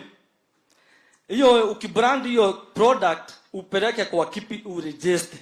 Ati sasa mimi siwezi leta hiyo. Ni sawa kufanya hivyo wazee hatukatai. But should not be made a requirement. Mimi kama nimesikia product yangu imesika soko, ni sawa tu acha niende ni register, ni secure. But ule mtu anataka kuingia kwa business, mwenye amemaliza form 4 last year ama mwenye ametoka university. Hizo vitu hata ule mtu ukisema umsupport na kama 200,000, you cannot start business here in Nairobi. Uwezi. Hizo license unasikia ni pesa ngapi? Kuregister hizo vitu like for example duka ya mtu wa stima you have more than 1,000 products. Tell me how can I register those products? Niko na bulbs, niko na switch, niko na screw, niko na insulating tape, niko na packaging bags. I register one product each. Na hiyo vitu wanasema before itoke the country of origin ikifika hapa nitoe hiyo IPR, intellectual property right, that I have a right hiyo kitu mimi ndio nafaa kuimport peke yake, na hiyo nafaa kuisha next month. Hivyo ndivyo wamesema. So hiyo kitu ni is very very pregnant. Ni kitu tunafaa kwanza saa hii shughulikiwe ndio watu wafanye kufanya biashara. Hiyo sio kitu ya kugojea mpaka ile nini. So so kuna hiyo, then kuna PVOC. Vitu zetu tukiimport. Kuna pre-verification of commodity. They have to undergo an inspection from KEBS. KEBS wako na watu yao huko overseas. Kuna koteta kampuni nyingi. Hiyo mizigo inafanywa verification na mimi huko. Na kama mimi ndio importer natumua certificate ya KEBS. Hizo vitu ziko sawa na hao watu wanafunga hiyo container. Container inakuja direct mpaka kama ni ICD hapa Mbakasi ama ni Mombasa. Hiyo kitu tena wanafungua tena. Na unajua nilikuwa nimelipia kule kufanya hizo inspection. I already done that. Tena hiyo kitu wakati na hiyo container ikaa hapa, KPA wanani demand nilipe storage charge.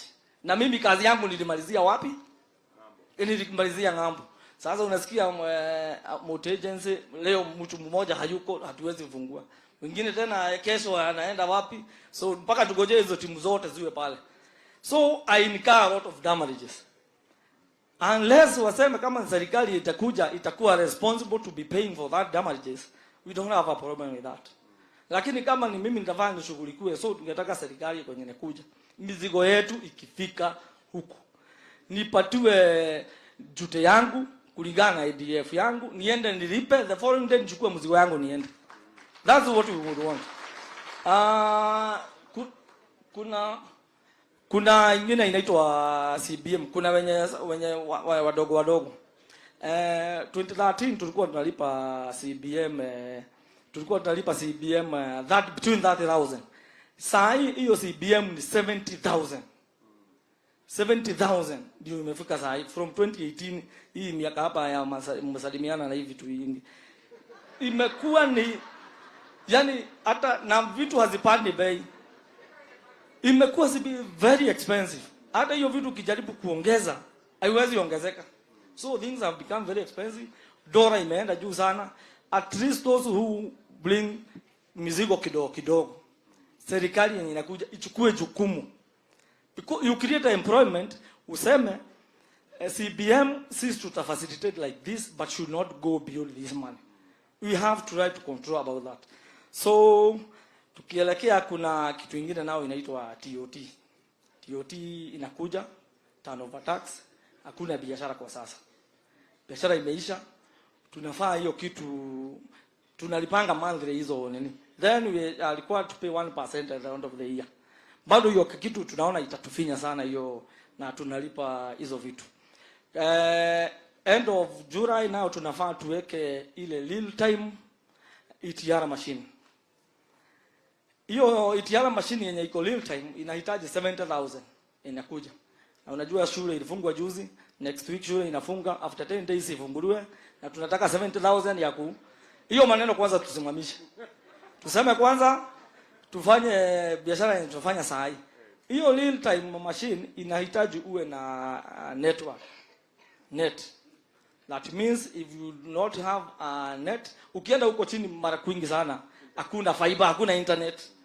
Na hiyo kitu ina operate na internet. So either those who are saying that tufanye hiyo tuweke, they provide us with a network. Kama watatu-provide, we don't have a problem. Hatuna shida ya kulipa. Na nikimalizia sasa kunao ile biashara yetu kunao wa China. Kunao wa China sasa. Wa China nao ndio wanatuuzia mali huko kwao. Tunatengeneza soko hapa, tunatengeneza market.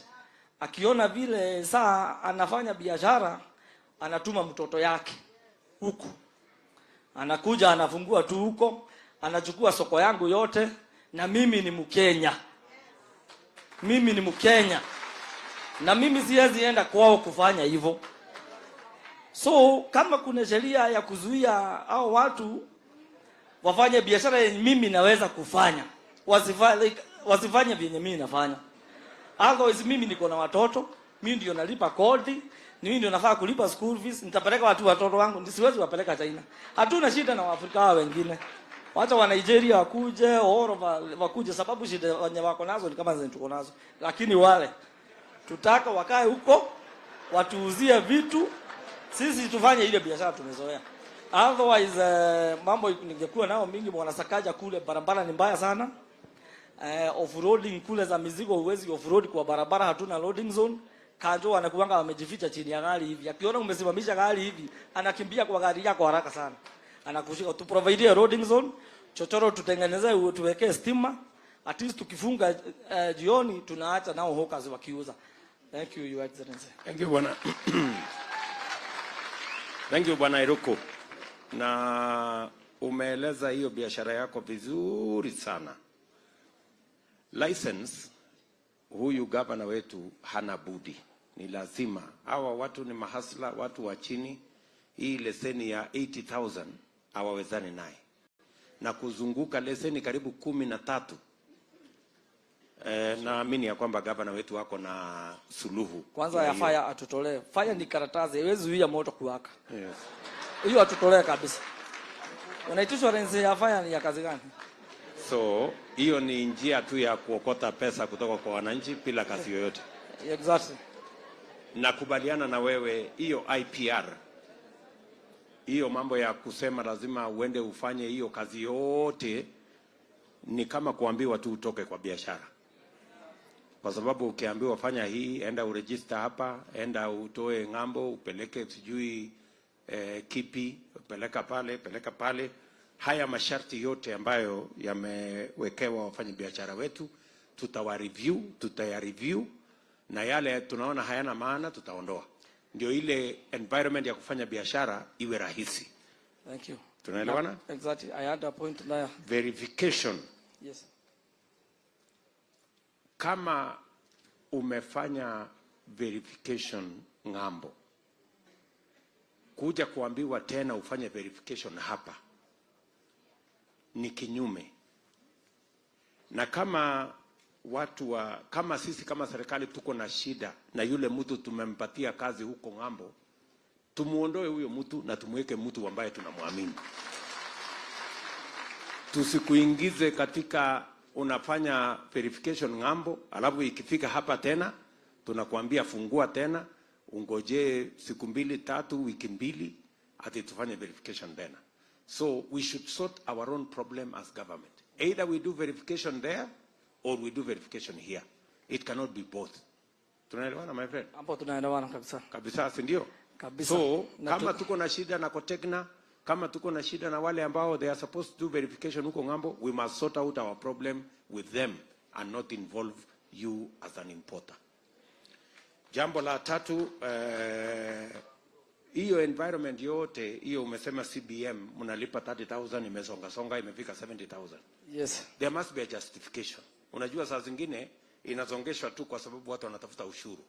Lakini huwezi kutafuta ushuru na ufunge biashara ya watu wengine. Kwa sababu tukiendelea na hiyo CBM ikifika 80,000, watu watakosa kuimport kwa sababu haitakuwa na faida yoyote.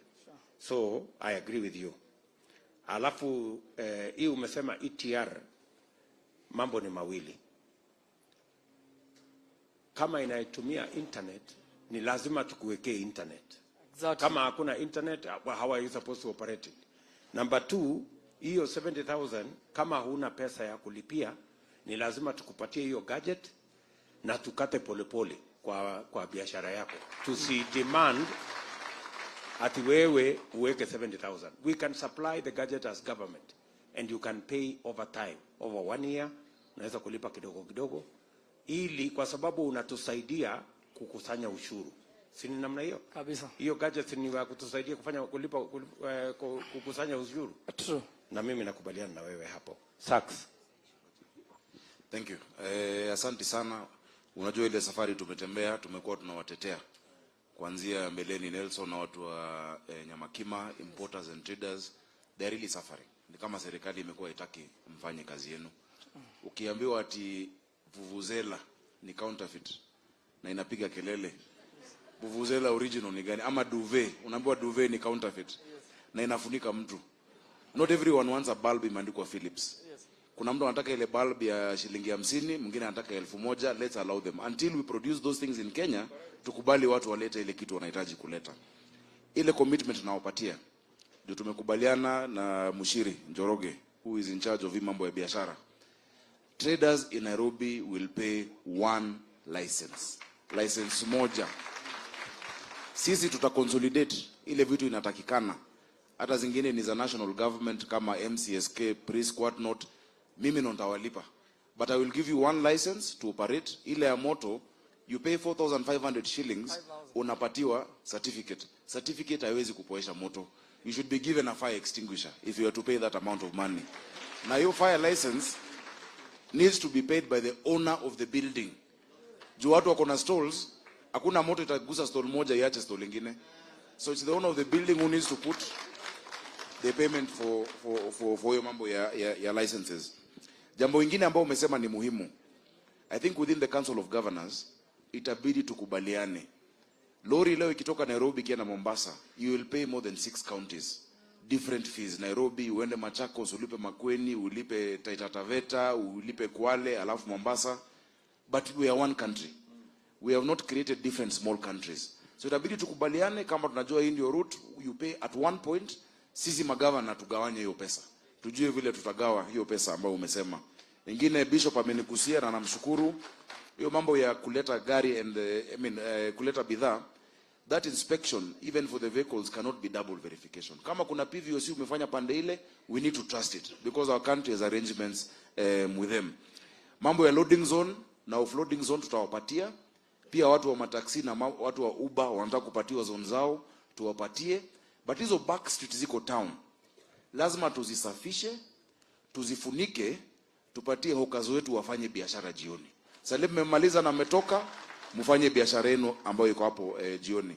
Ya mwisho umegusia mambo ya, unajua it's a friendly country, siwezi taja ni nchi gani, but wale wanatoka huko wenye wako na macho ndogo wameingia, wametufuata hadi Kikomba, wanauza mitumba, wanachoma mahindi, wanauza simu ile wanatuzia, na mpaka wako na warehouses Mombasa Road. Within our laws, mtu hawezi patiwa work permit kufanya kazi ambayo Mkenya anaweza kuifanya. So your excellency, hiyo ni national government, tutaomba utusaidie because it is our traders who are actually hurting. So tutafanya pamoja. Ya mwisho kabisa, because you have mentioned from the county, na yule mama pia ambaye amezungumza kutoka market ya kwamba watu wakanjoa na waharas. Kwanza, and I thank our deputy president incoming Rigathi Gachagua, tulikuja na nyinyi na tukakubaliana, we must reorient city council officers to be pro business.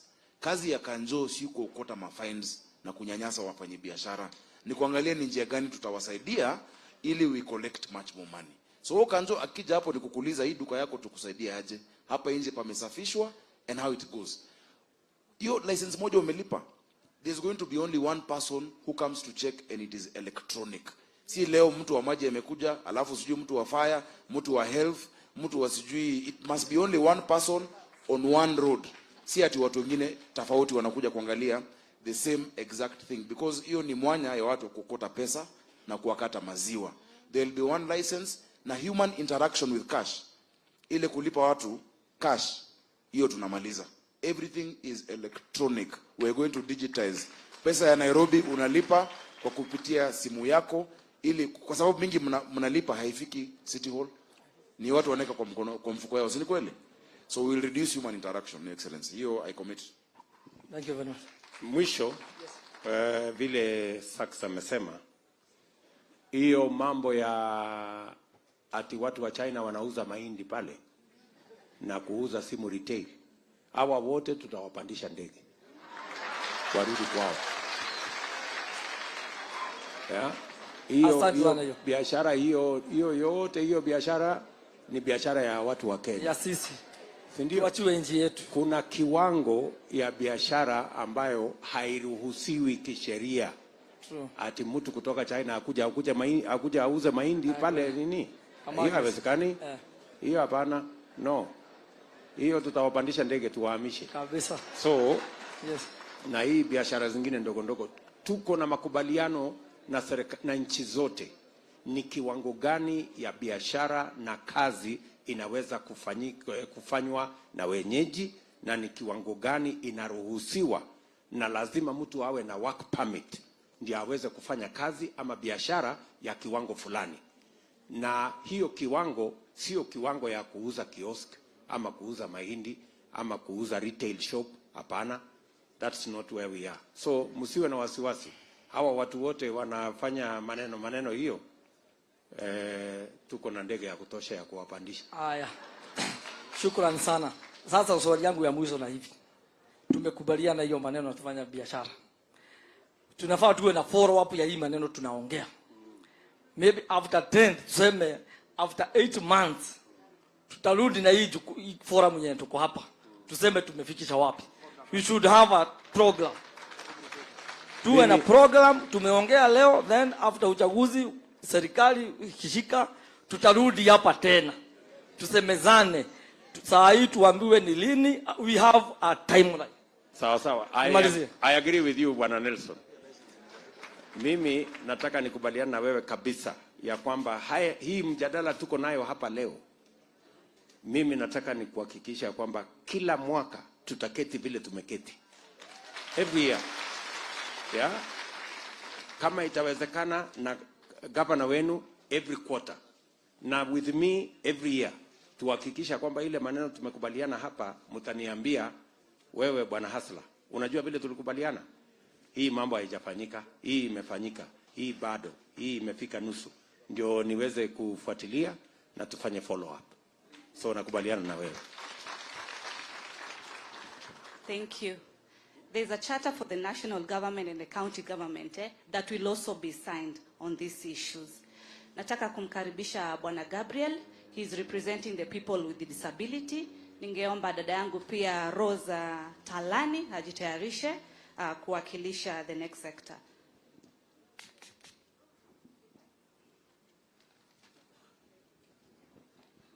Asanteni sana chama cha UDA mwasima. Mimi naitwa Gabriel Ilelingari. Na mnaponiona mimi nina mti hapa ambao naitwa White Cane wa Blind People. Na hii mti watu wengi katika society wanaponiona nikitembea wanasema mimi ni beggar as a blind person. Ni vigumu sana kupata haki yako kama kuna njia nyingi zinakuzuia katika kupata ile haki. Sisi kama watu wasiojiweza ama disability people kuna shida sana ambayo ningependa kuweka mbele ya mheshimiwa wetu. Tafadhali tuache kuitwa waombaji, tutengee pesa ambayo inaweza kutuwezesha kufanya kazi, hata sisi tuwe ni watu wenye resource kuliko tuwe watu kuitwa vulnerable group. Pesa ni kiwango kubwa sana kutaka kuanzisha kazi, business, employment yako. Kwa maana for example mimi sasa kama vile nilivyo nilikuwa nafanya kazi zamani telephone operator, kazi kaisa 208 wakati wa crisis. Kutoka wakati wote mpaka leo tunapoongea na nyinyi mimi sina kazi na siwezi andikika, nimekuwa mzee. So kazi yangu ninafanya ni kuuza asali. Nilienda kwa course pale National Beekeeping, akani train hali ya asali. Sasa mimi nikachukua hiyo jukumu ya kuuza asali, lakini kupata pesa ya kuweka kazi nzuri ambayo inaweza kuleta manufaa vizuri na faida sijafanikiwa. Tafadhali nauliza serikali tukulikie maneno hayo. Wakati mwingine nao ni huu ama mambo mengine ni haya. Wakati wangu kama mimi kama blind, kutembea barabara zetu zimekuwa changamoto sana. Barabara vile vimejengwa hasina pavement mzuri. Wengine wameweka mawe katikati ya njia, wengine wameweka mashimo katikati ya pavement, wengine wamepark gari katikati ya pavement. Sio kama ilijengwa ya pali ama ni wanadamu kutumia. So sisi watu wasioona, especially sisi tunateseka sana, na serikali angalie maneno hayo. Wale wengine disability, wengine tuko na wheelchair na wengine wamekongojwa ile inaitwa scratches. Shida kutembea inakuwa problem. upande wa kutembea ni huo utashinda. Tafadhali. Alafu upande mwingine nao huu nyamba ya 3, crossing barabara kwa mtu wasioona, kwa mtu disabled. Serikali nauliza kama anaweza kuweka light ambayo inaongea. Ikifika mahali nasema kitu fulani ambapo tunajua hiyo gari hakuna sasa inapita. Mtu wa wheelchair akisukuma wheel yake na mnaia anajua hakuna gari interfere na yeye sababu kuna ile mark anaonyesha. Hii ya light ya kuonekana macho sisi asioni. Nikita mtu anafikiri naomba pesa, anaruka anaenda. Sasa hii tafadhali nauliza mimi kuna alafu kitu kingine ningetaka kusema ni kwamba mtu consider sana sisi tukipata hizo marketing ambayo mnaenda kutengeneza mpya. Mtupatie nafasi ya kuweka business. Kama mimi mwenyewe hii sina mahali ya kuweka business. Ninapotembea kama vile nakuwa nimesema, ninaenda nagongwa na kitu naanguka, ile mkobo ya asali naanguka kutoka kwa mfuko inapata chafu. Mtu hata nunua, anaangalia kwanza blindness, anaangalia kile kitu nimebeba anasema pana hizi wewe nunua chafu. Siku hiyo ndalala njaa. Na kama ningepata mahali ya kwenda kuweka kama duka kasuri, mtu nina advertise, mtu anakuja ananunulia, ule mama yangu, mko wangu, mtoto yangu anamuhusia. Inakuwa pale mimi nabadilika kama wengine. Sasa hivi naomba tu, sina dawa kuzani. Ikiwezekana tafadhali shughulikia mtusaidie sisi disability people. Asante sana Gabriel. Shukrani nyingi. Mimi naitwa William Ruto. Na tumeshukuru sana kwa mawazo yako. Nakubaliana na wewe, sio lazima ati kwa sababu mtu kuona they are empowered differently. Wako na uwezo wa kufanya kazi zingine. Kwanza, kwa sababu sheria na katiba ya Kenya inalazimu kila serikali itoe nafasi za ajira na itoe opportunity kwa watu hasa wanaoishi na ulemavu wa aina tofauti tofauti. Tutahakikisha kwamba tunafuata sheria kuhakikisha kwamba people living with disability pia wanapata nafasi za ajira na wanapata nafasi ya biashara. Vile wewe mwenyewe umesema, hata katika ile masoko ambayo tunatengeneza tutakuwa na sehemu ya watu kama Gabriel Ngare ambao pia wanaweza kufanya hiyo biashara. Vile vile katika ile kitita ya pesa ambayo tumesema itakuwa available kwa mambo ya biashara, ni lazima kuwe na sehemu.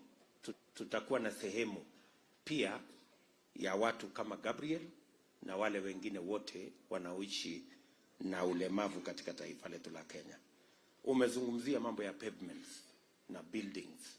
Tuhakikisha kwamba they are disability compliant or they are disability friendly hata barabara zetu.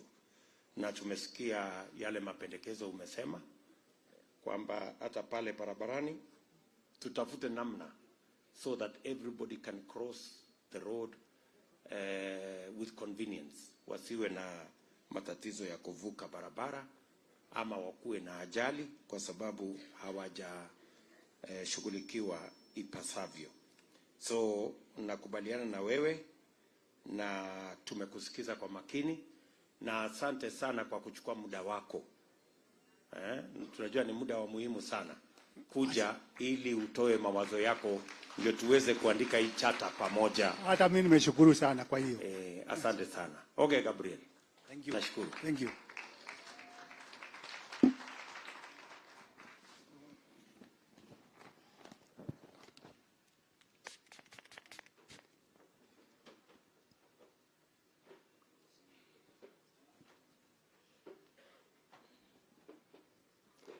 Your Excellency na viongozi wengine hamjambo. Kwa majina naitwa Rosta Lanyi. Mimi ni fundi kutoka Juakali Kamkunji along Landis Road. Juakali Kamkunji ilianzishwa 1986 na ilianza na 375 artisans. Na mahali tumefika saa hii tuko zaidi ya 10,000. Kwa hivyo challenge ya kwanza ni nafasi. ile nafasi tulipewa na serikali ndio hiyo iko. So hawa watu wameongezeka ndio tukuje kufika hiki kiwango tumefika. Tumeskata. Wengine tuko ni kama kwa barabara. I think ukitoka town ukianzia pale KMC jua kali sasa imeanzia hapo. Ukiteremka Kamkunji ground utakutana bado na watu wa jua kali. Ukiwa unaenda City Stadium hiyo yote ni watu wa jua kali wako kwa barabara. Kwa hivyo challenge ya kwanza ni nafasi. Tungeomba Your Excellency tunapoenda kuunda serikali, national government na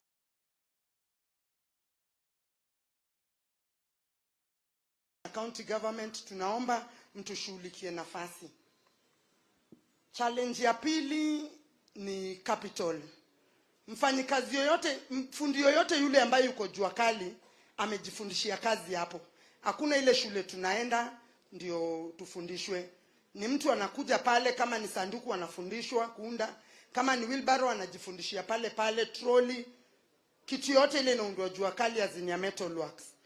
So huyu fundi anapomaliza, akishajifundisha kazi, akitaka kuanza sasa kazi yake ushamfundisha, challenge ni capital.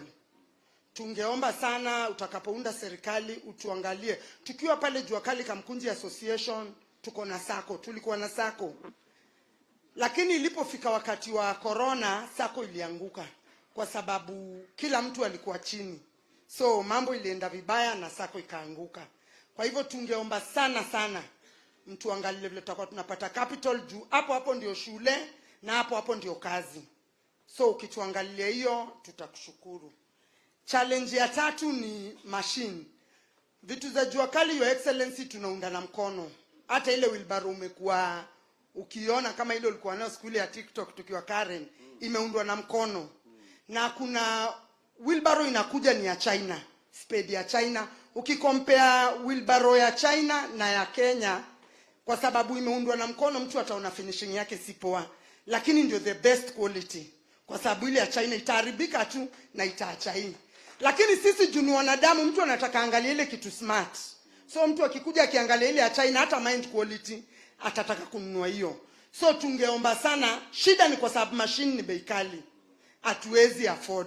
So tungeomba serikali kama itatafuta ile njia inaweza kutusaidia, mnatuletea hizi machine, hata kama tutachukua on loan na tulipe polepole, lakini ndafanya kazi itaonekana. Shida ingine ni marketing. Tunakosa soko ya kuuza hizi vitu kwa sababu zimeundwa na mkono. So unakuta hatuwezi import. Ukienda kwa supermarket zetu unakuta vitu za China ndio mob na ni vitu tunaunda jua kali. So vitu zetu haziuziki kwa sababu ya vitu za China. So upande ya marketing tungeomba sana pia utuangalie. Ya mwisho ningependa tu kuomba, tunapoenda kuunda serikali na kutakuwa na county government, at least kunominate mtu anatoka kwa hii sekta. Akiingia pale kwa county government ataweza kujali hizi shida zetu zote. Asanteni. Asante sana mama. Mama Talanyi, hiyo sekta ya jua kali Ndio. kwa sasa katika taifa letu la Kenya inaajiri karibu watu 3 milioni. Yes, saa hizi. ni kweli. Na tatizo kubwa ya watu wa jua kali ni number 1, space, mahali wanafanya kazi. Kabisa. Tumesema kama serikali ya Kenya Kwanza tunataka kufanya hii jua kali iwe ndio sekta yetu ya manufacturing. Ndio. Na sasa tutaweka pesa ya serikali katika hii sekta.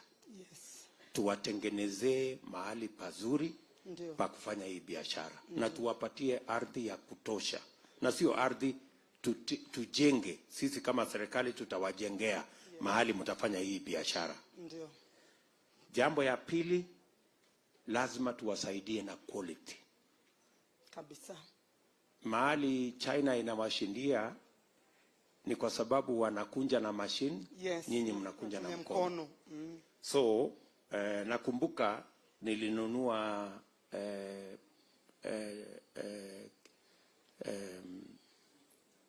bench natumia pale Karen. Ndio. Yule jamaa aliniuzia hapa Ngong Road, akaniambia anahitaji mashine ya 70,000 peke yake, kwa sababu alikuwa anakunja na mkono, lakini akipata hiyo mashine ataweza kutengeneza a better product. Yes. Na ndio unasema hapa ya kwamba machine inawatatiza Kabisa. So tutakuwa na mpango maalum ya kusaidia sekta yetu ya jua kali na machine. Ndio, tashukuru. Machine ya metalwork, machine ya leather, machine ya textile.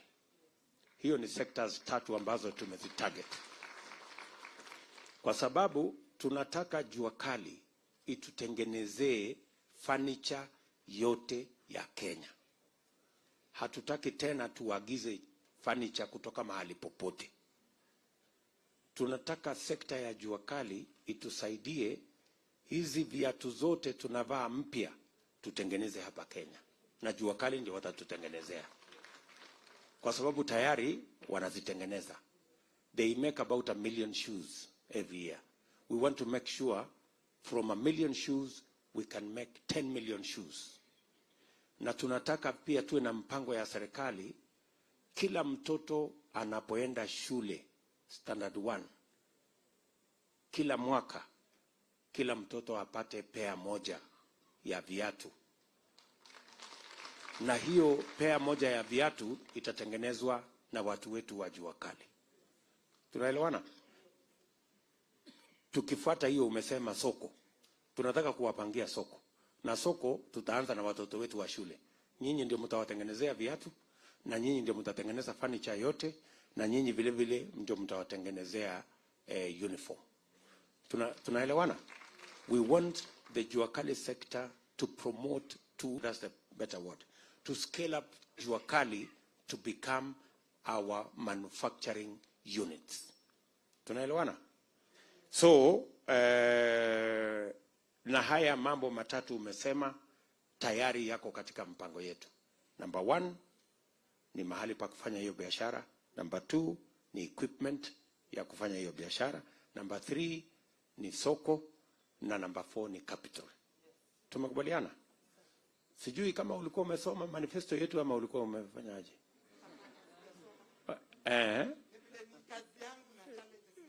Ndio unaelewa. Asante sana Mama Rose.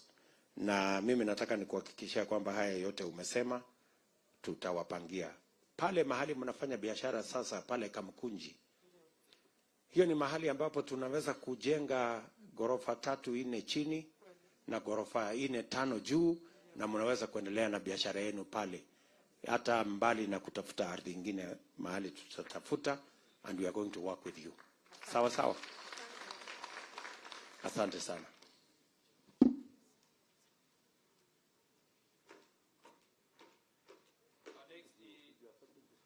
Taita bodaboda Felix Nyambuti, alafu atafuatwa na mechanics John Ndirangu. Thank you. Our Excellence and incoming the 5th of the Republic of Kenya, Dr. William Samoei Ruto. Nimepongeza sana. Sasa ndio nimeelewa hii story ya bottom up ndio kusema nini. In fact sikuwa nimeelewa, lakini kwa saa hii nimeielewa. Okay, by the names, mimi naitwa Felix Mwabeli Nyabuti. Mimi ni mkaaji wa hapa Nairobi. Kazi yangu ni boda boda. Na hii kazi nimeifanya for now almost 7 good years. Ndio nalisha nayo familia yangu. Ndio kila kitu. Sasa zile challenges tuko nazo sisi kama watu wa boda boda ni mingi. Kwanza kuna wamama ndani ya nyumba. Wacha nichukue fursa ya kuambia pole and then pole. Kwa ile kitendo ilifanyika huko Forest Road. In fact, yule mtu hakuwa among of boda boda. Yule ni mtu ako hapo lakini hakuwa anachelewa Kenya nafanya. Sisi kama watu wa boda boda, challenges tuko nazo our excellence. Kitu ya kwanza, sijui mbona serikali inakuanga haraka kututengea ward, lakini kujenga institution ya kupea watu masomo ni vigumu. Kwa national government tunaomba hapo inakuja kwako direct our fifth. Tunaomba every count utengeneze institution ya kupea vijana masomo kwa karo ile yenye at least iko reasonable, somebody can be able to raise. That is I can ask you to do. And then hii mambo ya insurance. Insurance, unajua mtu wa bodaboda saa zingine kwa barabara ukimpata, saa zingine ni kama anajishuku tu. Ndio maana unaonanga saa zingine ukienda on the way unampata tu ako wrong side, opposite direction ukienda naye anakuja mahali hafai kukua. Sababu anajua hata ingawa nimecomply everything, nikiangaliwa hivi makosa iwezi kosa. Ndio maana unaonanga sama hata bodabodas riders are rogi. First, unapata umecomply kwa insurance, you have got driving license, uko sawa.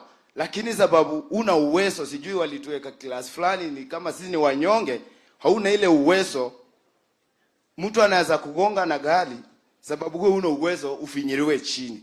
So tunaomba kama serikali kuu iangalie kama hata ni lawyers watutafutie lawyers, so hata mtu wa bodaboda msitu akipata accident anaweza kuwa representable even in the court. Sababu sisi ni kama mwanajeshi ametumwa huko operation Somalia, unaweza patana risasi yoyote, mguu ikatwe ama hata mkono ikatwe ama ukufe. So ile kitu tunaomba kama serikali kuu the 15 coming, ukiingia uangalie insurance, hiki tunaita accident cover, hiyo insurance uweke ile bei yenye tuko flexible tunaweza achieve kulipa. And then sasa next inaongea inaenda kwa SACS, the next governor of Nairobi. Sasa SACS mimi nimefanya kazi hapo CBD for long kwa ngabo Kamkunji. About City Hall, mambo huko ni moto. Huko ni moto. Tumekimbishwa, tunakimbishwa na bado tunazidi kukimbishwa na hatujui ni hadi lini.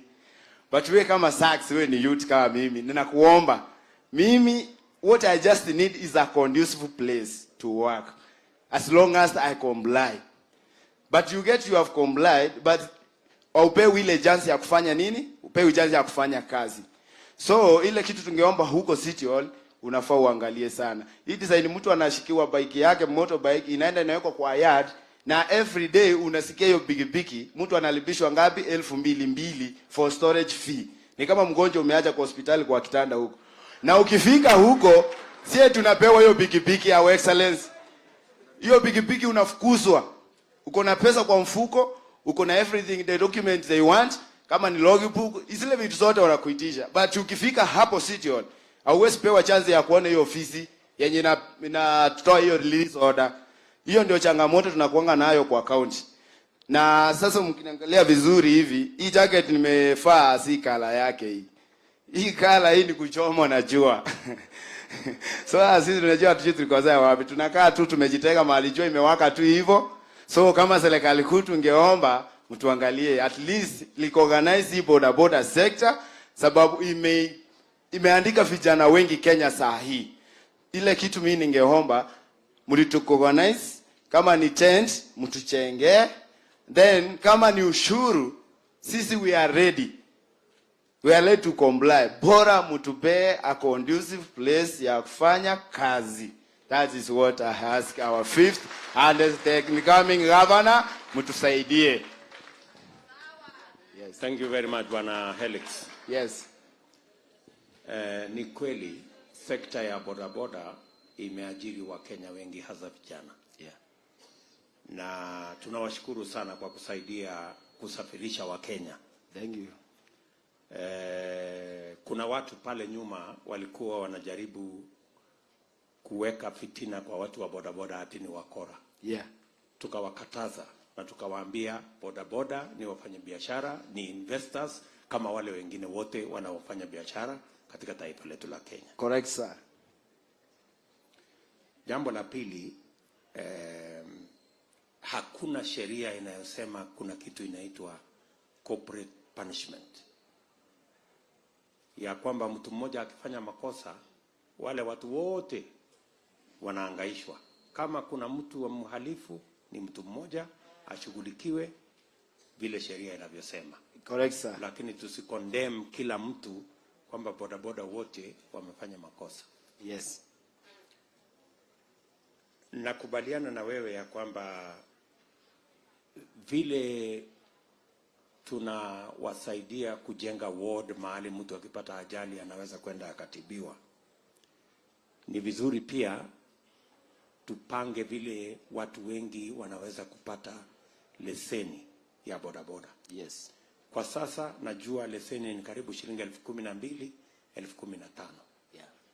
So tumekubaliana na serikali zetu za county ya kwamba tutapunguza hiyo fee ambayo inalipishwa watu wa bodaboda mpaka shilingi 3,000 ama 4,000. Yes. Thank you sir. Thank you Your Excellency. Na tumekubaliana vile vile ya kwamba hiyo pesa inaweza kulipwa na pesa ya CDF ile inapatianwa katika kila county. Unaweza kupatiwa kama basari. Yes. Uende usomee ndio uweze kufanya biashara ya bodaboda. Thank you. Jambo la tatu ni mambo ya insurance. Tumesema lazima tupange vile mnaweza kupata insurance ya watu wa bodaboda. Saa hizi insurance mnalipishwa kama insurance ya gari. Yes. Na sio gari, bodaboda tu ni bodaboda. So ni lazima tuketi chini ili tupange na wale stakeholders wa mambo ya insurance, makampuni, ndio tuwe na rate ya insurance ambayo inatoshana na watu wa bodaboda na vile vile ambayo inatoshana na uwezo wa watu wa bodaboda kuilipia. Yes sir. Si namna hiyo? Yes sir. Tumeelewana Bwana Nyabuto? Kabisa Your Excellency. Haya, jambo la tatu la mwisho, ningependa kukuuliza, wengi wa watu wanaofanya biashara katika sekta yako ya bodaboda, yes, wanalipa shilingi ngapi kwa pikipiki? Wanalipa as in the terms of insurance? No, kununua. Kununua. Of late unajua pikipiki wakati ilitoka ilikuwa ile bei mtu anaweza jimudu. It was around, tuseme kama wakati wangu nikiingia pikipiki ilikuwa inauza around 90,000. But right now as we talk, pikipiki is 150,000 ya kufanya bodaboda. It's 160. Hiyo imeongea. Mimi juzi nimekuwa kwa duka ilikuwa 150 na sasa sijui kama imefika 160. Hivyo ndio Your Excellency iko pikipiki. Alafu vijana siku hizi wanapewa maloni sana. Na watu wa maloni pia ni matapeli. Pia wanatutapeli pia sababu kijana unapata unapewa pikipiki kama hiyo ni ya 150,000 and you are being told to pay for 1 year 365 days. You will be depositing 700 daily for 365 days. So unaweza calculate by the end of the year unaweza kuwa umelipa huyu mtu pesa ngapi. Na hiyo inakuwa changamoto kwetu Our Excellency. So ile gharama ya pikipiki ambayo hata kama ungeenda kununua ni 160. Yes, cash. Lakini ukilipa 700 kila siku, mwisho utakuwa umelipa karibu shilingi 1,300. Yes. Kwa ile pikipiki. Yes. Na ni kwa sababu wale wana charge rate yenye iko juu. Late wameweka high, iko still high, iko juu sana. So tumependekeza kama Kenya Kwanza katika hii mpango yetu ya Hustlers Fund. Yeah.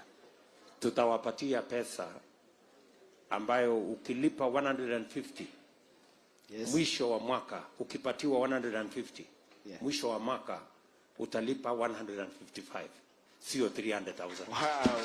Wow. Thank you. Thank you Your Excellency. Yes. Ndio kila mtu aweze kununua ile pikipiki na waweze kuendesha biashara yao. Yes, thank you. Lakini zaidi nataka ujue, tunajua watu wengi wanaofanya biashara ya bodaboda ni kwa sababu ya kukosa ajira nyingine yoyote. Correct. Si ni kweli? Yeah. Mko na vijana pale wamemaliza form 4, mko na hata watu wako na degree, mko na watu wa aina zote wanafanya biashara ya bodaboda. Si ni kweli? True. Pia serikali ya Kenya Kwanza tumesema tutakuwa na investment maalum ya kuzalisha nafasi za ajira za vijana. Wow. Thank you. Tumekubaliana na huyu gavana wetu hapa Nairobi ya kwamba hii Nairobi minimum lazima tujenge nyumba 1,100 mpya hapa Nairobi. na hiyo nyumba 1,100 mpya tunahitaji vijana karibu 500,000 wa Nairobi. Yes. Wa kujenga hizo manyumba, artisans, plumbers, electricians, watu wa aina zote, yes, all trades, yeah, watusaidie katika hiyo mpango. Thank you, sir. Ili tuwape nafasi vijana wengi ambao wanahangaika katika mji wetu wa Nairobi wakifanya biashara ndogo ndogo, pia wakuwe na option ya kufanya kazi. Yes. Tunaelewana Bwana Nyabuto? Yes, sir. So tunataka tuandikiane, tukubaliane ya kwamba serikali yetu ya Kenya itakuwa na mpango maalum ya vijana kama wewe. Wamedharau wale wananchi wanabebwa kwa bodaboda. Kwa sababu ukisema mwananchi ambaye ako kwa bodaboda asingie town, kwa mfano ashukishwe kama ni Victory ama Globe na anaenda all the way to railways, ni huo mtu umemdharau. Umesema ule anafaa kuingia town ni tajiri mwenye kuna gari, kwa sababu pia gari imebeba mtu mmoja. So vile tutafanya, tutakubaliana na nyinyi pick up and drop off points hapo ndani ya town, yeah, ambapo msinyanyaswe.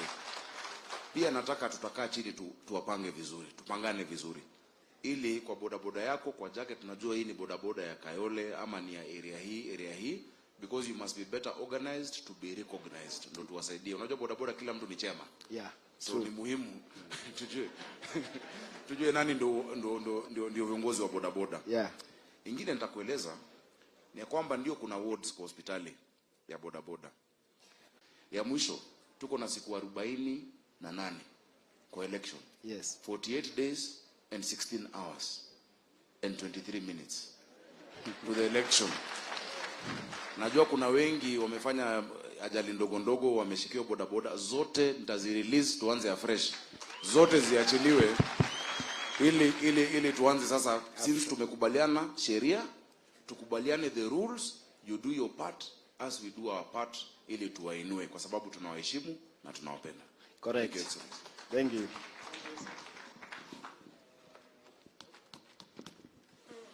Thank you. Mwenye anafuata sasa ni Mechanics John Dirangu.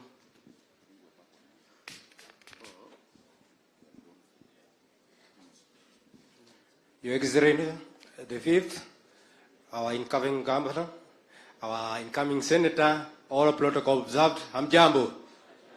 Kwa majina naitwa John Dirangu Karangoi, na mimi ni mechanic, na mimi nasimamia Gromec Self-Help Group, ambaye ni Grogon Mechanic Self-Help Group, ambapo tuko watu zaidi ya 10,000.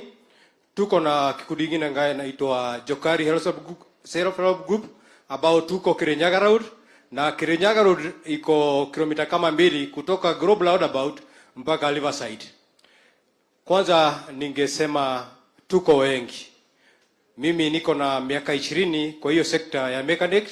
Nikiwa kijana na nimefika mahali hata nimeanza kufundisha vijana kazi ya mechanic. Pale tulikuwa watu wadogo, na tulikuwa na kiwanja ambaye tulikuwa tunatengenezea gari pale, na hiyo kiwanja ilikuja ikashukuriwa.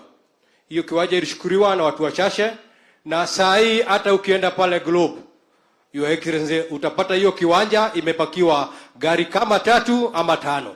Na kwa hiyo kiwanja tulikuwa zaidi ya watu 500. Sasa ukilinganisha na watu 5 ambao wanafaidika na hiyo kiwanja na watu zaidi ya 500 ambao walikuwa wanazaidika, tungeomba kwa unyenyekevu uingilie kati. Hiyo kiwanja tunaweza ununuliwa na serikali yako na si kwa bure. Sisi tutajipanga, tutakuwa tunalipa hiyo kiwanja na hiyo pesa itakuwa inaingia kwa serikali. Ukiangalia hii Nairobi, Bwana Sakaja, tuko na mechanic wengi sana. Kama saa hii najua kila mtu amekuja hapa na gari. Hakuna mtu amekuja mguu. Na hii Nairobi iko na mechanic zaidi ya 300,000. Na hao watu hakuna mahali wako na kiwanja. Ile kiwanja ilikuwa pale Kaburini, ambaye rais wetu Daniel Moi alikuwa amejenga, na hapo ndio tulikuwa tunajengea magari. Na saa hii hiyo kiwanja imejaa watu. Na hiyo imefanya watu watoke kwa ile kiwanja, siku hizi wanatengenezea gari kwa barabara. Na hiyo imefanya tuanze kupigana na City Council. na ni kitu ambaye sisi hatukuwa tunataka. Kwa hivyo tungeomba kwa unyenyekevu tutafutiwe nafasi. Sisi tuko na skills za kutosha. Ukifika mahali ya kutengeneza kama ile gari yako mheshimiwa, lazima ukuwe na skills. Lazima ukuwe na akili mzuri. Na sisi tuko na akili mzuri ambaye tunatumia kutengeneza hizi magari. Kwa hivyo tungeuliza kwa unyenyekevu sana, tutafutiwe kiwanja, tutafutiwe na nafasi ya kutengeneza magari, mahali ambapo hatutakusubuana na City Council, hatutasubuana na serikali. Ya pili, ukienda pale Lwesabu, utapata kuna mechanic wako kwa barabara au mechanic watafutiwe mahali. Ukienda pale Kariobagi imejaa mechanic. Tunaomba our governor tutafutie mahali kwa kila county, kwa kila ward. Nairobi tuko na ward 16. Kila ward tunaomba mkijenga soko moja mnajengea makanika kiwanja. Mkijenga soko moja mnakubuka makanika. Kwa hivyo makanika ni watu muhimu sana kwa nchi yetu. Na tuko na talent. Tumefika mahali tumesomesha watoto. Hao watoto wakijua kutengeneza magari hawana mahali ya kuenda. Kwa nini? Hawana certificate.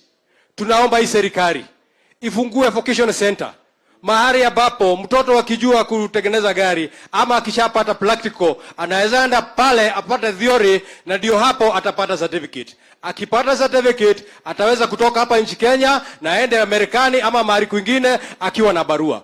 Wengi tuko nao saa hii hawana barua. Kwa hivyo mtu kama hata kama amehitimu hawezi toka Kenya aende mahali nyingine, ama haendi toka Kenya aende kwingine kutafuta kazi. Kwa hivyo tunauliza kwa unyenyekevu tutafutiwe mahali, na ikuwe kwa bei rahisi. Hata kama ikikuwa free tutafurahia. Kila mtu apewe certificate aendelee na maisha yake. Pale tunafanya kazi Girogon, tuko na suluhisho. Hiyo kiwanja tunaweza nunuliwa. Kado na hiyo kiwanja kuna mto imetoka pale Global Roundabout imeteremka mpaka Riverside. Hiyo mto your excellency unaweza funika. Tutengenezewe vizuri huko juu, tuwe tunatengeneza magari. Sisi ni watu tuko discipline. Ikifika mambo ya oil hatutamwaga kwa mto. Ikifika mambo ya karatasi sisi tunajua karatasi inagojewa na watu wa dump site. Kwa hivyo tutawekea vizuri, watakuja kuchukua waende wakatengeneze. Kwa hivyo tunaomba kado na mto kumetengwa mita kama 9. Hizo mita 9 tukiwekewa vizuri na tuwekewe shade, pia hiyo ni kiwanja kingine. Kwa hivyo tutatoka kwa barabara, tutatoka kwa roundabout, tuende pale kado ya mto, tutengeneze magari na tutasaidia wananchi. Pamoja na hiyo, pale ni chini ya Nairobi. Kila mtu anajua Kanailo. Kanailo mwizi akitoka juu anateremka huko chini. Sisi ndio tumekuwa serikali ya huko chini. Saa hii hakuna mwizi anaiba huko juu, anateremka huko chini, juu akipatana na makanika, kitu ya kwanza atapata na ni nyundo.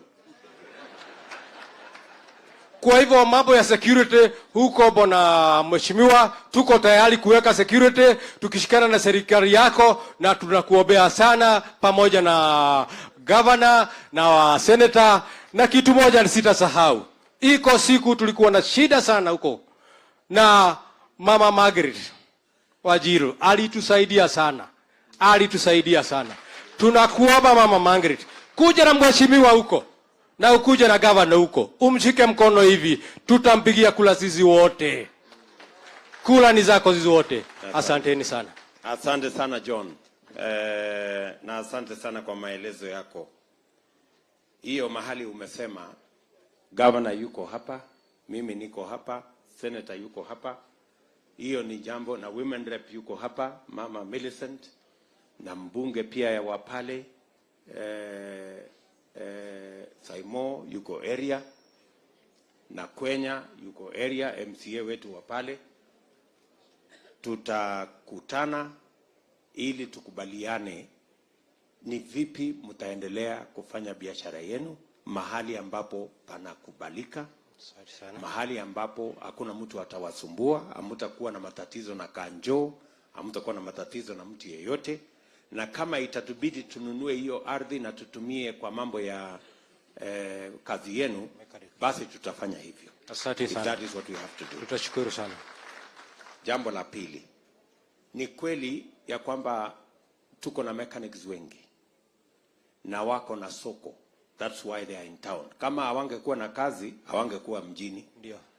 Wako na kazi ya kufanya, na ni jukumu letu, mbali na zile sehemu ambazo zilikuwa zimetengwa pale mbeleni. Nairobi imekuwa kubwa, magari imeongezeka, mechanics wameongezeka, ni lazima tuangalie mbinu mpya. Hata kama ni pale mahali pametengwa saa hizi, tujenge upya ndio tuongeze nafasi ya watu kufanya biashara pale. Tutafutie parking chini, alafu tuwajengee mahali mnaweza kufanya biashara yenu, muweke maduka ya spare parts kule. Hiyo ni jambo ambalo sisi na county government tutaishughulikia. Jambo la tatu, umesema recognition of prior learning. Yaani mtu ameshajifunza tayari, amepata skill, anajua kufanya hiyo kazi, ile kitu imebaki tu ni makaratasi. Tayari tumebadilisha sheria katika TVET zetu zote. Inawezekana sasa ile course ungefanya mwaka moja, kama hiyo skill uko nayo tayari, unaweza kwenda mwezi moja, ikizidi miezi miwili, alafu unapatiwa certificate, unaendelea na kazi yako kama mechanic. So mimi nataka naamini ya kwamba shida ni kwamba watu wengi ambao wako katika sekta yako hawajajua ya kwamba they can go to any TVET now and within a very short time wanaweza kupatiwa cheti kuonyesha kwamba huyu jamaa ako na uwezo. Hakikisha kwamba either wenzako wa Kariobangi, umekunduka wenzako wa kule Roysambu, kwa sababu nimekutana na hawa vijana kwa Makadara pia na Makadara na sehemu zote za Nairobi. So tutashirikiana na utaratibu huo. Viongozi hao wengine wako na maneno ya kusema. Moses Kuria, you had something to say? Asante sana Mzito.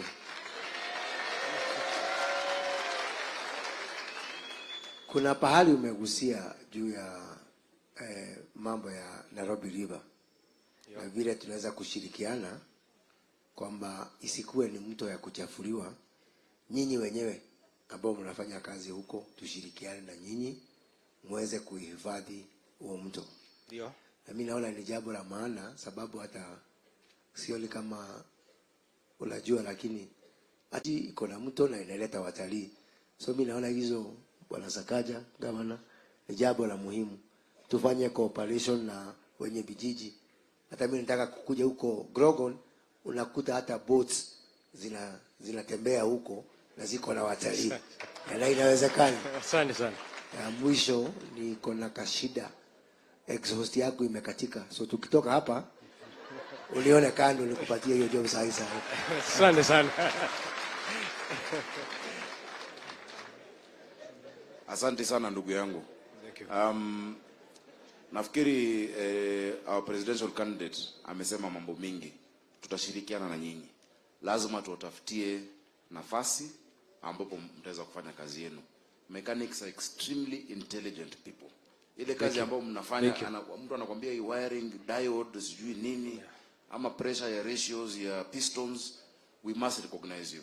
So hiyo mambo ya early recognition through the TVETs na NITA, tutashirikiana ili mpate hizo makaratasi, because you already know the work. Na sio nyinyi peke yenu, pia kina Rozi, watu wa jua kali. They have skills, they have worked for years, lakini hawana kitu ya kuonyesha ile kazi wamefanya. So that one tutashirikiana. Ile ardhi ambayo labda imekuwa grabbed ama ni watu wachache wako nayo, nafikiri it is within the county government. I think from day one that's something we need to look at, to see pahali ya kuwaweka, ambapo pia ni pahali wateja wanaweza fika virahisi kufanya. Hakuna faida tukiweka mahali hakuna mteja anakuja karibu na wewe kusaidiwa. I think finally ile ambao tukugusia pia wale watu wa boda boda, on top of just giving you kuwasaidia kwa hiyo kazi yenu na kuwapatia drop off and pick up zones, shed za boda boda. Alituonesha hiyo jacket yake imechomeka. Hizi sheds mnafaa mtengenezewe, sio tu na ati wanasiasa. County government must recognize the sheds ambazo pale mko na tuwapatie. So tutafanya kazi pamoja. Labda Bishop ataongeza tu kidogo pia. Your Excellency, sir, ningependa kuongezea, on top of the mechanics, the carpenters have a similar problem. So as we cater for the mechanics, we also consider the carpenters. I had a message for you, Your Excellency, from the TVET lecturers. They say you helped them to move from the TSC payroll so that they can have better opportunities of promotion and salary increase. But they are crying now that after they were shifted, and I think things changed in the Ministry of Education, that they have not been able to get their increase, and I want to believe that you will remember them as we create the next government. Salimia watu wetu wa Grogon, watu wetu wote mechanics wetu, they are my heartbeat, waambie na wapenda, na wanajua. As long as tuko ndani ya serikali, maisha yao itakuwa sawa. Tunakupenda sana mama. Thank you, sir. Thank you very much. Asante sana John. Thank you. The next speaker is Eugene Masiabai on sports and youth. Sports and youth. Weni kijana harakisha kidogo.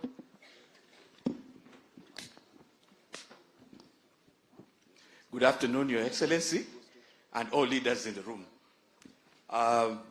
Mimi na represent a sector that haina retire, lakini haina pesa kwa sahi, but iko na pesa sana ile inaweza patia Kenya kuliko vile tunaiangalia sahi.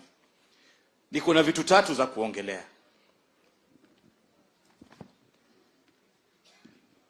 Ya kwanza ni sheria. Kuna kitu inaitwa Sports Act. Sports Act ilikuja 2013. Ilipitishwa na bunge 2013. But sasa kuna amendments za the same Sports Act. But these amendments, they do not favor people in sports. Because first and foremost, zinawafukuza instead of kuleta vijana.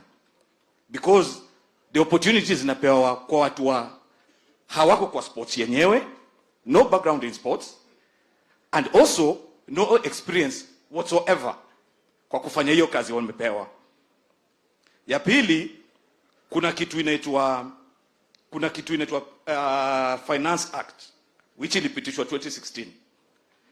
Na hii sana sana ina affect watu wale wanataka kufanya biashara na sports. Yes, ilipitishwa, but it's not fully being implemented because the people the private companies in sports hawapati tax rebates. Na also pia kuna red tape na bureaucracy between the Ministry of Sports, ile wanafaa kuregister kama umefanya biashara in sports, and the Treasury. Basically, it is holding them back. Ya tatu, on the same point, ni taxation of sports item. I believe hapa hivi vile tuko hapa, sports kwa manyumba zetu, either mtoto anaicheza arts kama ni drama, ama anacheza sports kama mpira, boxing na kadhalika. Meaning the items zile zinatumiwa sports kama mpira, boxing gloves na kadhalika, I believe should be zero rated in taxation to encourage more to be get involved in the same. Kuna kitu inaitwa the Sports, Arts and Social Development Fund that collected 30.3 billion shillings and it spent 23.5 billion shillings. Unfortunately, hatujui hizo pesa zilitumiwaje because we are not feeling it kwa ground. We are not feeling it kwa ground. Meaning transparency and accountability. Hapo kuna shida. Now the people in the same need basically hiyo inafaa iangaliwe. Kwa county pande ya His Excellency Sachs. The county of Nairobi in the year 2021, financial year 2021-2022, imeallocate 252 million for sports and youth initiatives. Tukidivide hiyo kitu na 85 wards, tunapata ni 103 million. 103 million for every every ward. Meaning, that's not enough kwa ward zile tuko nazo Nairobi. Ningependa kurequest, we propose that at least every ward in Nairobi be allocated 150 million. Hiyo inawezekana because sports will give you, ukiipatia itakupatia.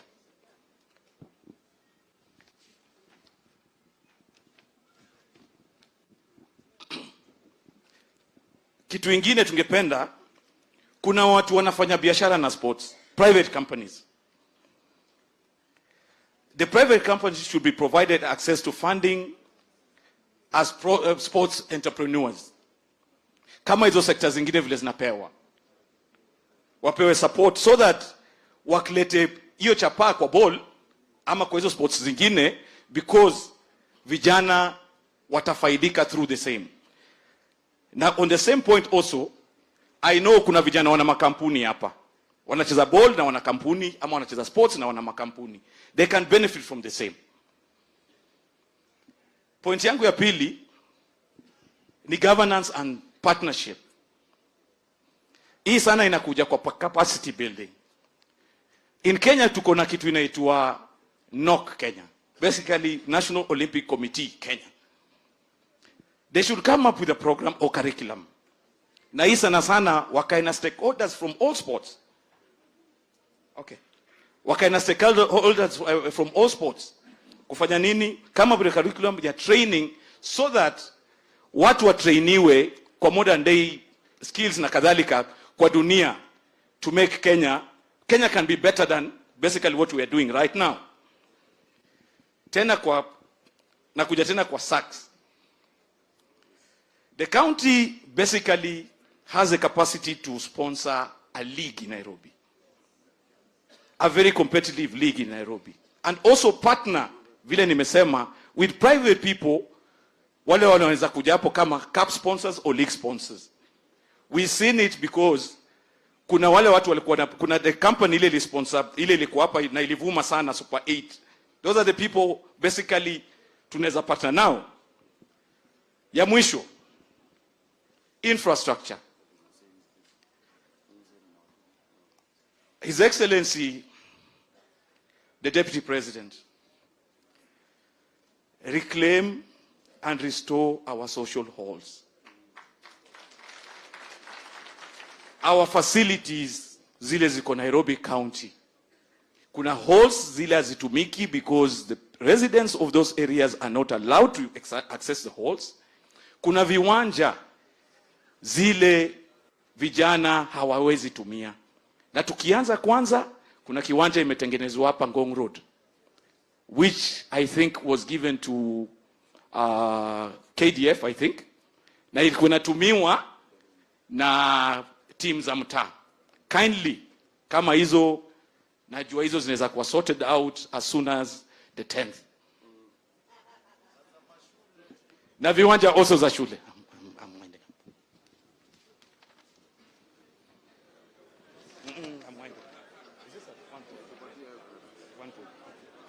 Okay.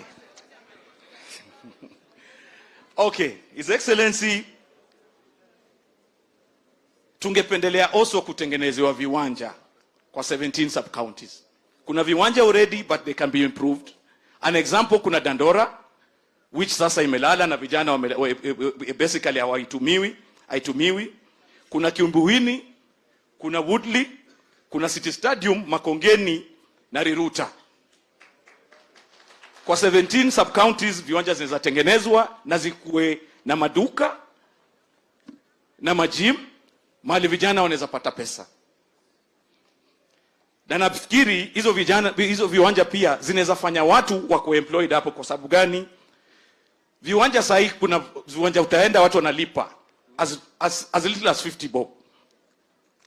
Hiyo ni biashara. Nafikiri mpira inaweza fanya hiyo biashara with Kenya at large, the county government and the central government. Kindly, His Excellency, sports ama arts is an economy by itself. If we take it seriously, inaweza kuwa moja ya zile tunasema vile watu wanatuma pesa Kenya, pia sisi tuna export na tunapata locally. Thank you very much.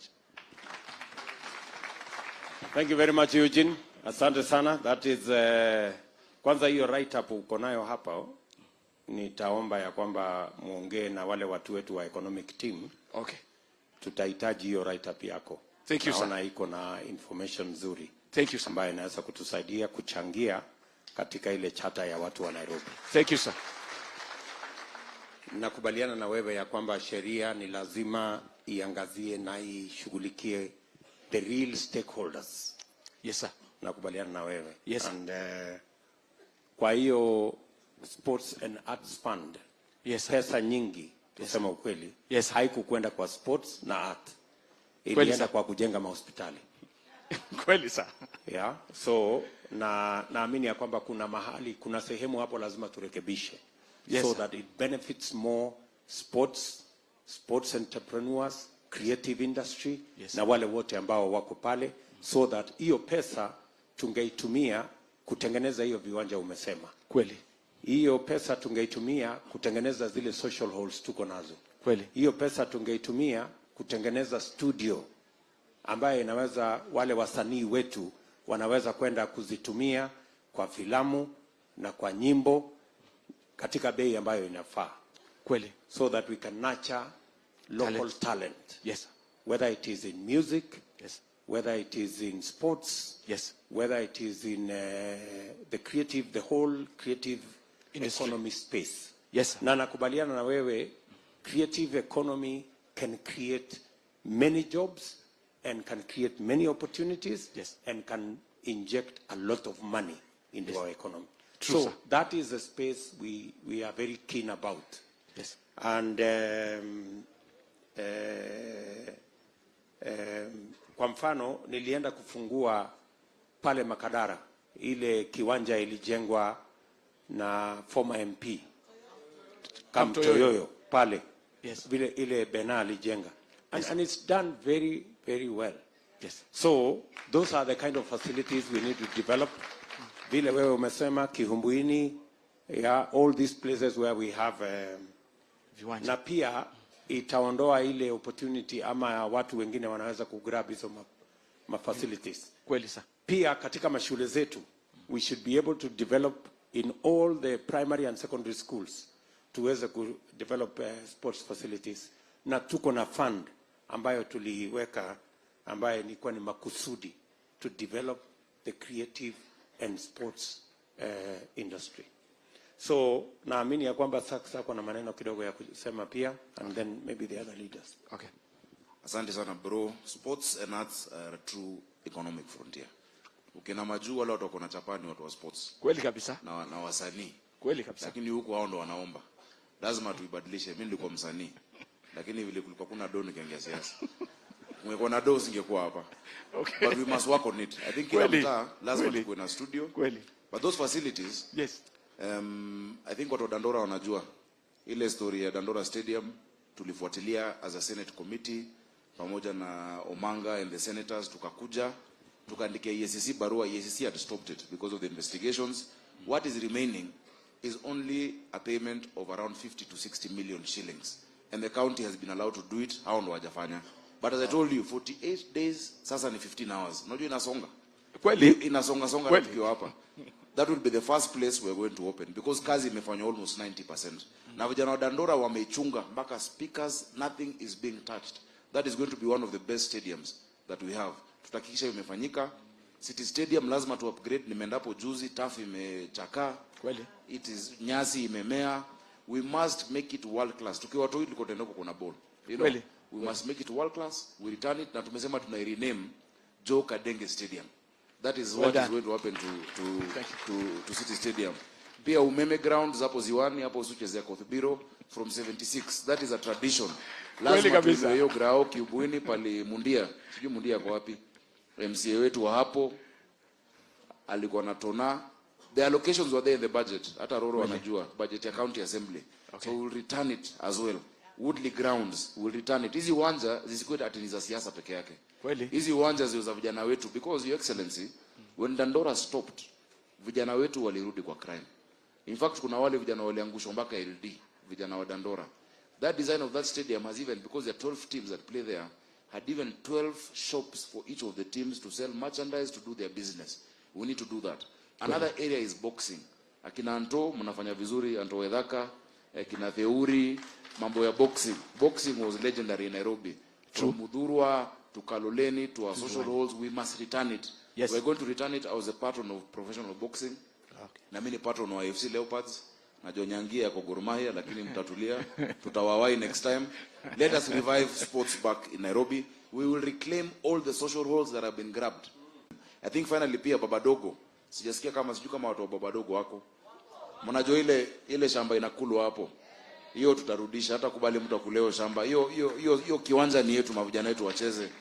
Na hata Martin Luther, Makadara, that one was also going. So of course there are very many donors who are willing to partner with us. Kuna watu kwa serikali ambao wamekuwa wana block mambo ya kutengeneza hizo uwanja. We're going to come in, in between and make sure, because with that fight in Dandora for instance, wale wanaumia sio contractor, ni vijana wetu wa Dandora ndo wanaumia. Ni vijana wetu wa Embakasi ndo wanaumia. So I think that's what we'll do. I know Bishop wants to add. When we keep our young people in the sports, they will be healthy mentally, physically and spiritually. Na hata morals zetu za vijiji zitakuwa poa.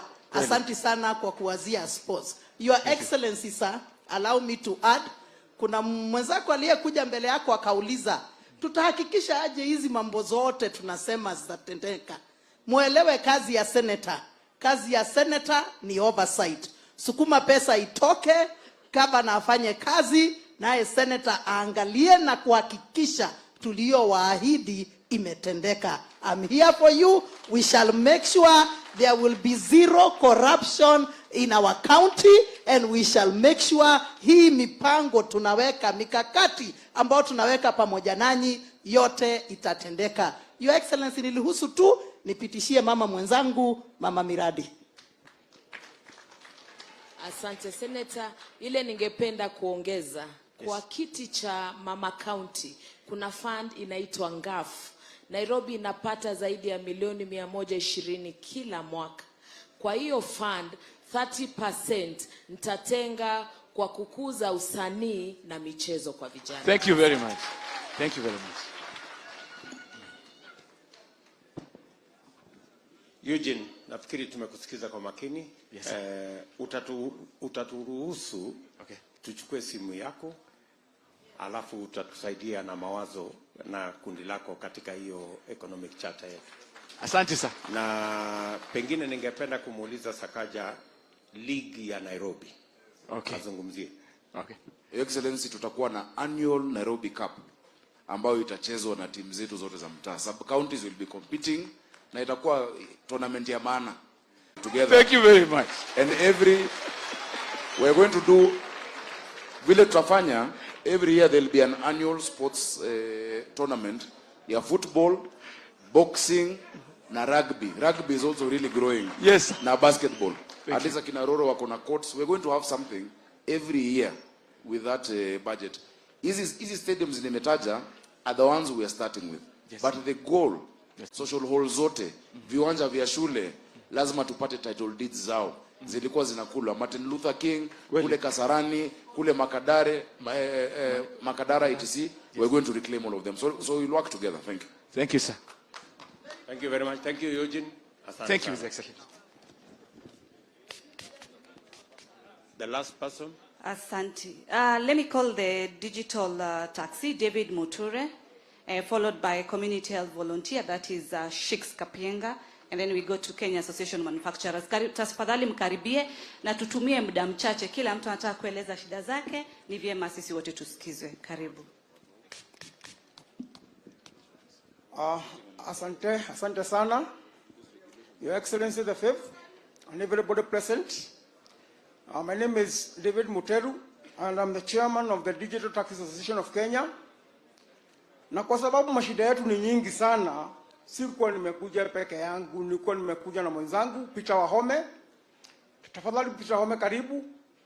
Ni wewe ndio ningetaka uenumerate mashida zetu, na mimi ningetaka kusema zile solutions tuko nazo. Kama mtanikubalisha. Thank you very much. Thank you so much, Your Excellency. Habari zenyu nyinyi wote. Habari zenyu. Kwa majina naitwa Peter Wahome. Nafanya kazi na tax industry. Ile ya mtandao mnaitaga online ama kina Uber, Bolt hizo. Nikiangalia karibu nyinyi wote, sisi ndio tunawasafirisha from point A to point B. Lakini tuko na challenges zenye tuna face. Personally, I have been in that business for the last 5 years. Na kwa ile biashara wakati ilikuja, kila dereva alikuwa anaenda kwa nyumba akiwa amefurahia. But nowadays, ile kitu dereva anapata hata sijui inafaa kuitwa nini. Mimi sielewi. Na actually, wacha nichukue mfano, Your Excellency. Kama kutoka hapa, ukinirequest saa hii hapa, kwenda hapa town CBD, trip itakuja allowed 500. Hizi app companies wanakuitisha commission ya 32% of 500. That means huyo dereva atafaa kulipa allowed 170 kama commission. To make the matter worse, the same driver anafinyo kwa mafuta. Sairita ya mafuta ni 160. Tumpatie tu aende na 200. Afuero tu gari yende 200. Itapaki pesa ngapi? 130. Niambie mimi kama Peter Wahome wa Delito kutoka Nyeri. Umenipatia 130. Na sasa huku kwa barabara na mpaka radio wangu wanajua huyu ni Sonko, huyu ako na gari. Na hata hii 150, 130 na baki ndio nalipa loan. Actually, Your Excellency, madrivers wetu wanalipa loan allowed 1,500 per day. Per month inakuja allowed 36. Hii 130 amebaki nayo hapa, tunaendaga allowed 8 trips to 10 trips. Ukipiga hiyo hesabu, utaona huyu dereva akona pesa yenye anaweka kwa mfuko hiyo siku 1,200. 1,200 sijakula, si unaona?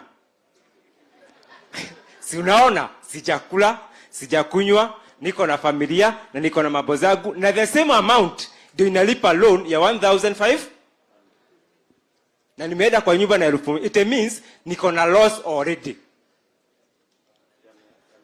I have to thank our incoming governor, Sakaja. Amejaribu sana. Tumeng'ang'ana. Kwa hii sekta yetu, Your Excellency, utakubaliana na mimi, ndio sekta pekee Kenya tunafanya biashara na haina regulations. Tulianza from chini, from zero. Tukaenda parliament, tumeenda senate, tumeenda public participation. Regulations zimepelekwa kwa CS Masharia. Lazima niseme. Lakini amekataa tu kuweka kugazeti. Just like that. Ni kumaanisha sisi watu wa chini hatuna mwenyewe.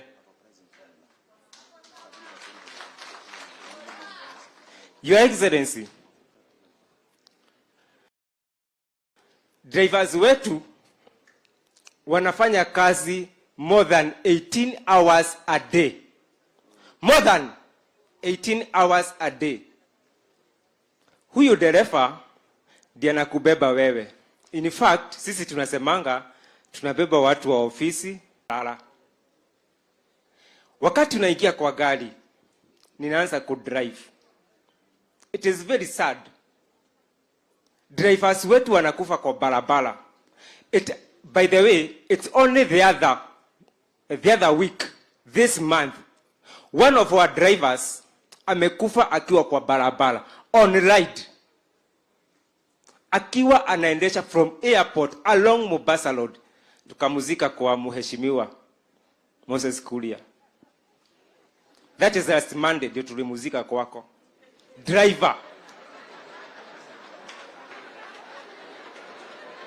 Yes, iko hivyo. Your Excellency, mimi kulingana venye najua babu yangu ndiye alikuwa anapigania uhuru ndio nitoke kwa ukoloni. But for now mimi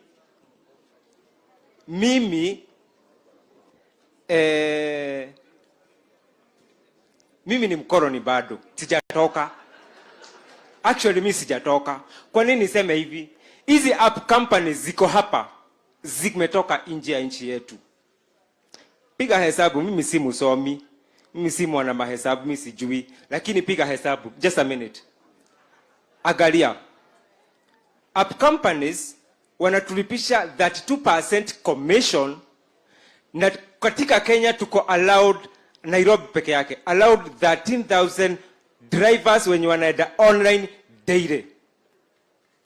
The commission yenye ninalipishwa mimi kila siku ni allowed 1,300 per day.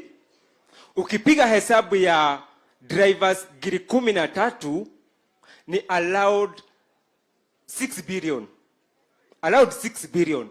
That amount hakuna shilingi hata moja, even a very single cent inatumika Kenya. Zote tunapeleka wapi?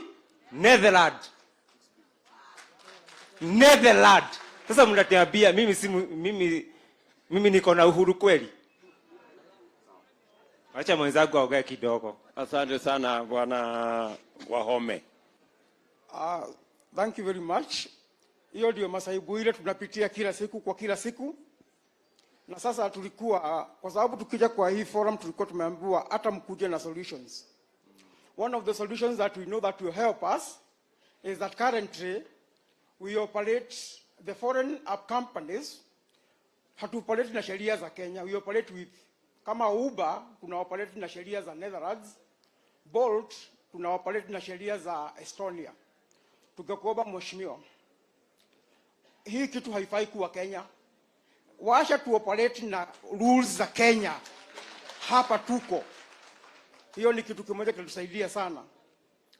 The other things hizo mnasikia ni tukitembea kwa barabara huanga tunatumia mitambo. Internet huanga inapotea, na internet ikipotea ukiuliza mwenye app company anasema simu yako ndio baya, kwa hivyo hata hakulipi pesa yako.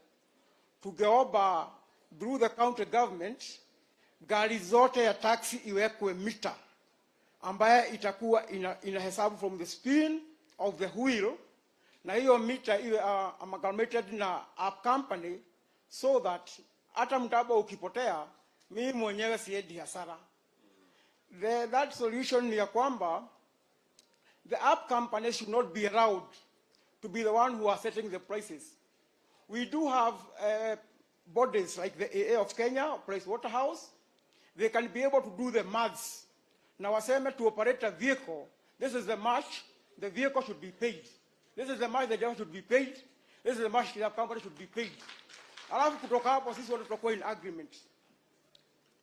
The fourth thing, which is very important to us, is that we should be allowed to operate from SACCOs, from savings and credit societies. SACCOs zitafanya vitu tatu. One, SACCOs zitafanya tufanye collective bargaining with the app.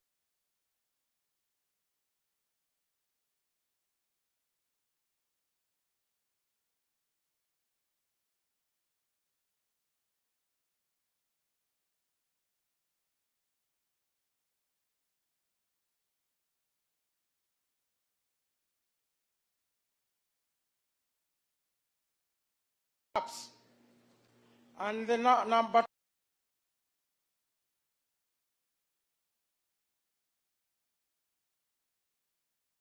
alafu the fourth thing, hizi tunaitisha mheshimiwa Sakaja drop off and pick up points. The SACCOs will be responsible for payment of those parkings. The fourth and the final thing, is that sisi wenyewe sisi wote ni watu wa magari, tunafanyaga maneno ya insurance. Insurance companies, gari zetu zikipata ma accidents, they are taking a long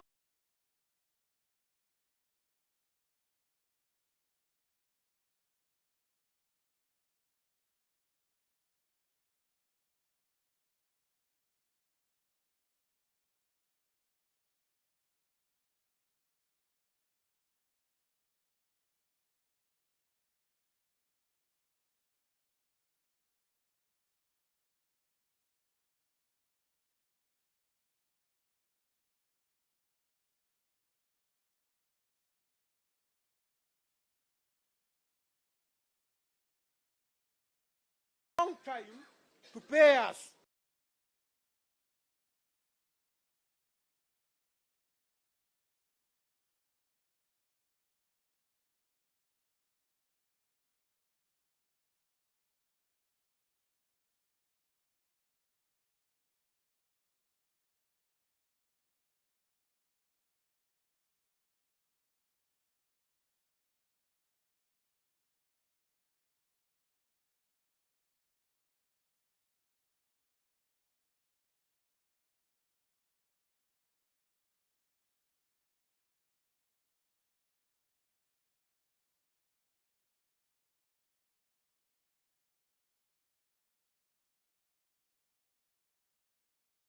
Kwenda kazini, kutoka kwa biashara na kushughulika zimekwama katika ofisi ya waziri. Mimi nataka nikueleze ya kwamba we will expedite. Ikishindikana, masiku ni machache imebaki. Hata sisi tunasema hivyo. Masiku ni machache. Pale tunaona shida pale. Na hiyo, alafu tutawapatia regulation zenu. Amen. Na ndani ya hiyo regulation tumekubaliana mambo ya sio kampuni ya app ndio inasema pesa ni ngapi ya kulipishwa. Ni lazima iwe na mchango ya kampuni zetu za Kenya, ionekane kutransport mtu ni pesa ngapi, yes. Gharama ya mafuta ni pesa ngapi, yes. Gari ni ngapi, yes. Driver ni ngapi, leseni ni ngapi.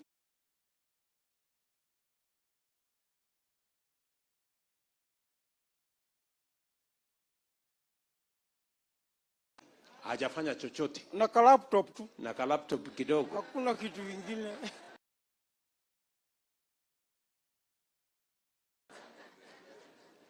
Na tayari kwa hiyo regulation tumeiteremusha kutoka 32 mpaka 15.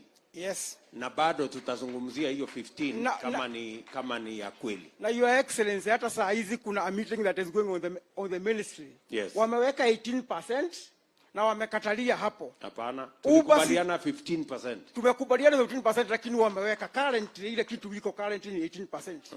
Na kuna CEO mpya amekuja kwa Uber na amesema yake iwezi kateremka from 25%. Information that I can give you today. Yeah. So hapo usijali, tutadili na wao. Na watajua hawajui. Okay. Hiyo watajua hawajui. So hiyo regulations tutahakikisha kwamba imekuwa gazetted. Ili sekta hiyo iwe na sheria ambayo kila mtu ataheshimu, na hiyo sheria iprotect right ya kila mtu, na sheria ambayo itatumika kwenda mbele sio sheria ya Netherlands, ni sheria ya Kenya, kwa sababu hiyo biashara inafanyika Kenya. Amen to that. Tunaelewana? Amen to that. Na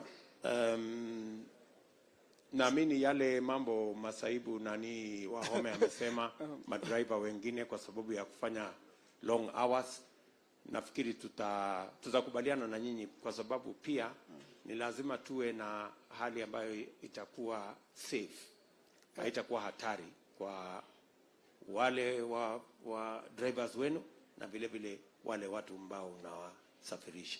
Ya sako hapo tusaidia sana. Na hapo kwa sako tuko pamoja hapo kwa sako.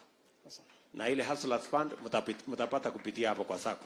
Amen. Amen to that. So mwishowe sasa, kama nikitoka hapa nikienda, ningetaka tu kukuti kitu kimoja tu.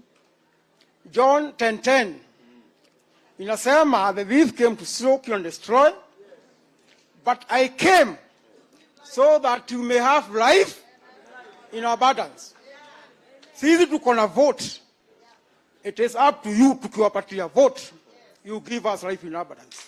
Thank you. Asante. Karibu mwana harusi. Karibia.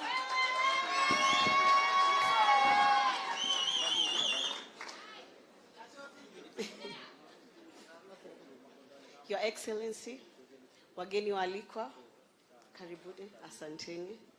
My name is Mwanarusi Haji, aka Shiks Kapienga.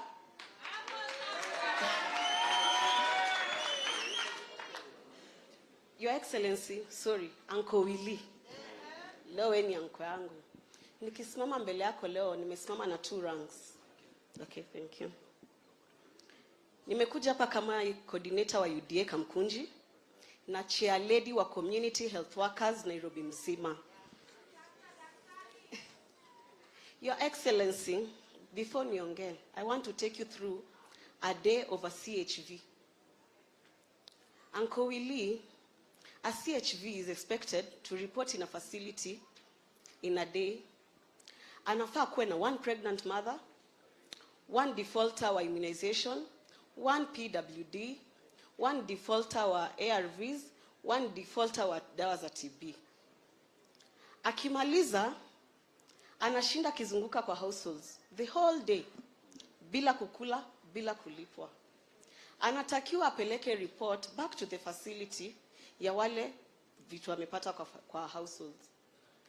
A CHV ikifika usiku, anabishiwa na jirani, kuna mgonjwa kwa nyumba, unafaa mpeleke hospitali bila malipo. Your Excellency, kuna jini ililetwa hapa mtaani kutuumiza CHVs, anajiita NMS. Walitulaunchia mshahara stipend ya CHVs last year 2021 back in September. Up to date, Your Excellency, all we've been doing is signing and signing and signing bila kuona pesa inakuja. Your Excellency, wakakuja na mbinu mpya. I've been a CHV for the past 10 years bila kulipwa. Hawakuwa wanajali kama nimesoma ama sijasoma. Now that wame launch his stipend ya 3,500, they expect of me nipate minimum score of 80% every month before nilipwe hii pesa. Kuna chama ali anaweza nichukia tu bure. Your Excellency, will I get this 80%?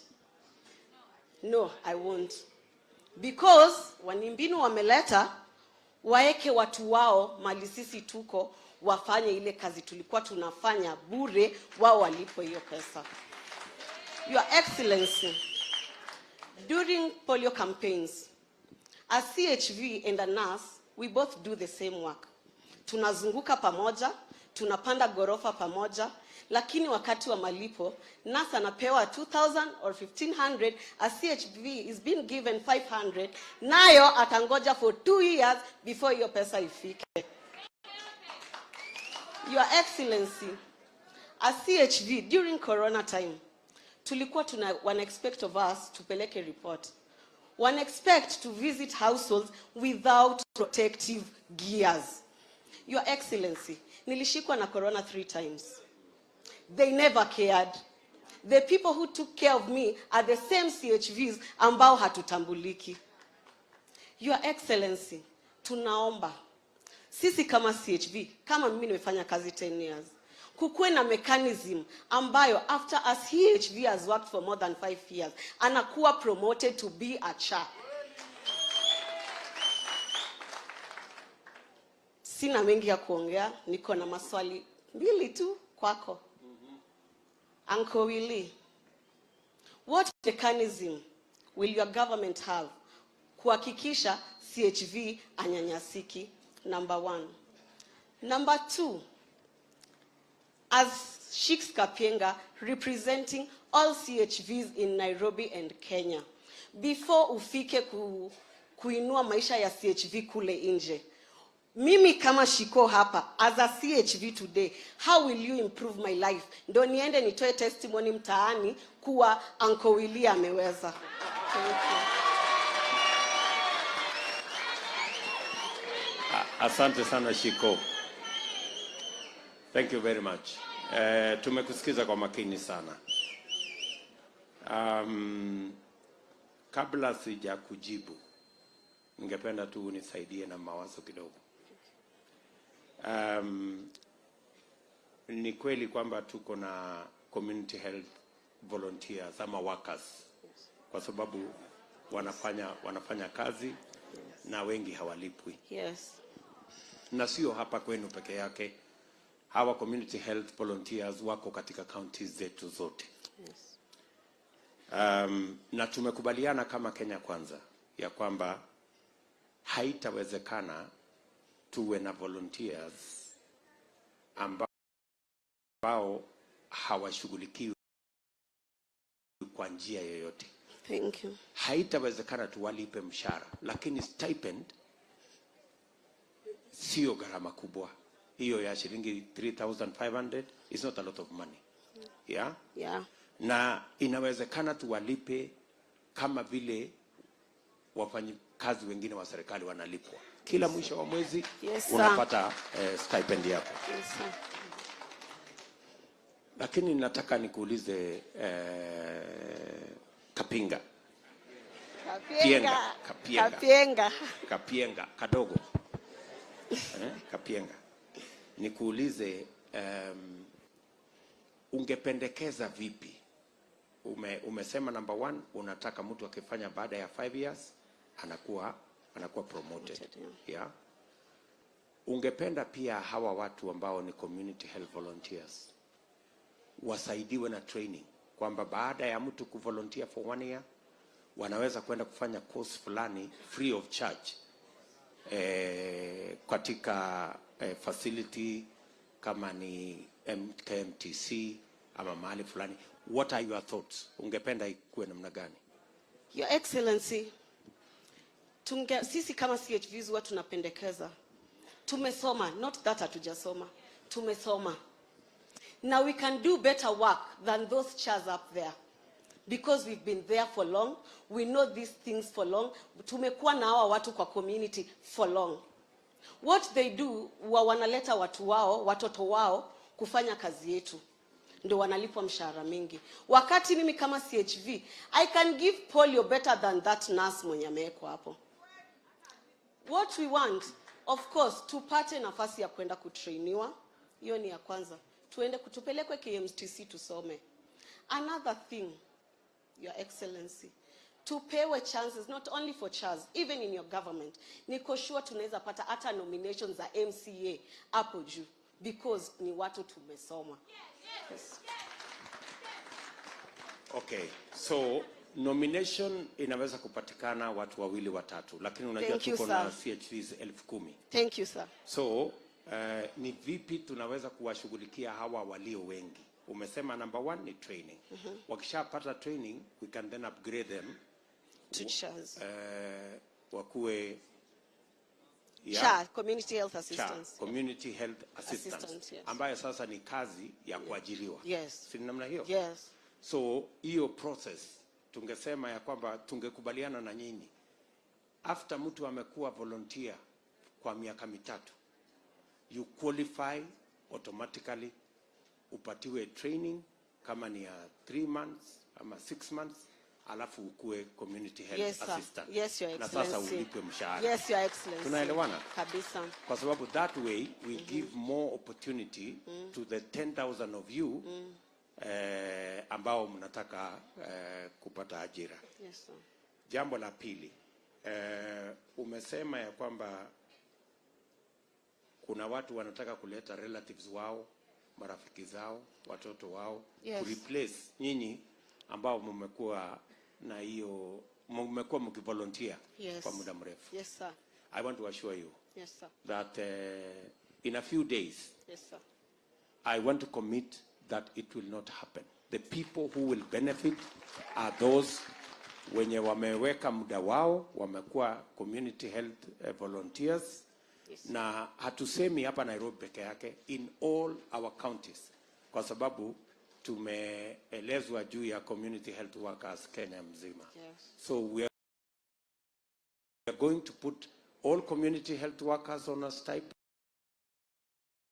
Your Excellency, all the CHVs in Nairobi and Kenya are watching you right now. On behalf of the CHVs sitting right there, Yes.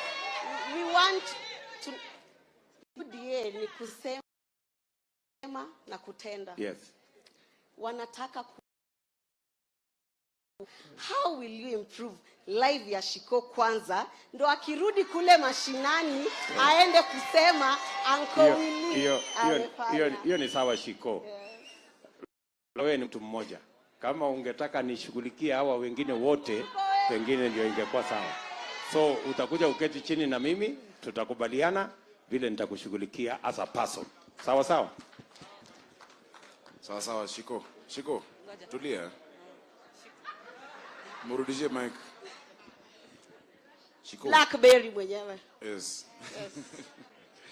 Sasa, Your Excellency, we met with them. We've been fighting on issues ya CHVs. Yes, sir. Na tumepitisha sheria kwa Senate. Yes, sir. So legal framework iko. Yes, sir. Nimekutana na viongozi wa CHVs. Yes, sir. We've agreed. As we speak today, yes, sir. NMS is sitting on 100 million yes, sir. ya CHVs. Pesa yao iko. True, sir. And the MCAs here of Nairobi have budgeted another 340 million for the 7,326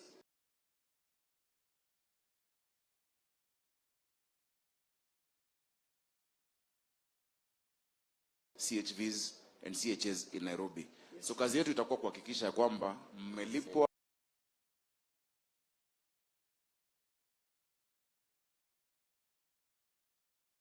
and you'll be part of the government. You know, we met and we've already... Your Excellency, the Deputy Vice President of the Republic of Kenya, viongozi wote wale wamekuja, na Wakenya wenzangu wa mjamboni. Your Excellency, when somebody speaks last, most of their matters have been articulated with the speakers who spoke before me. My name is Mary Gisare. I am speaking on behalf of Kenya Association of Manufacturers.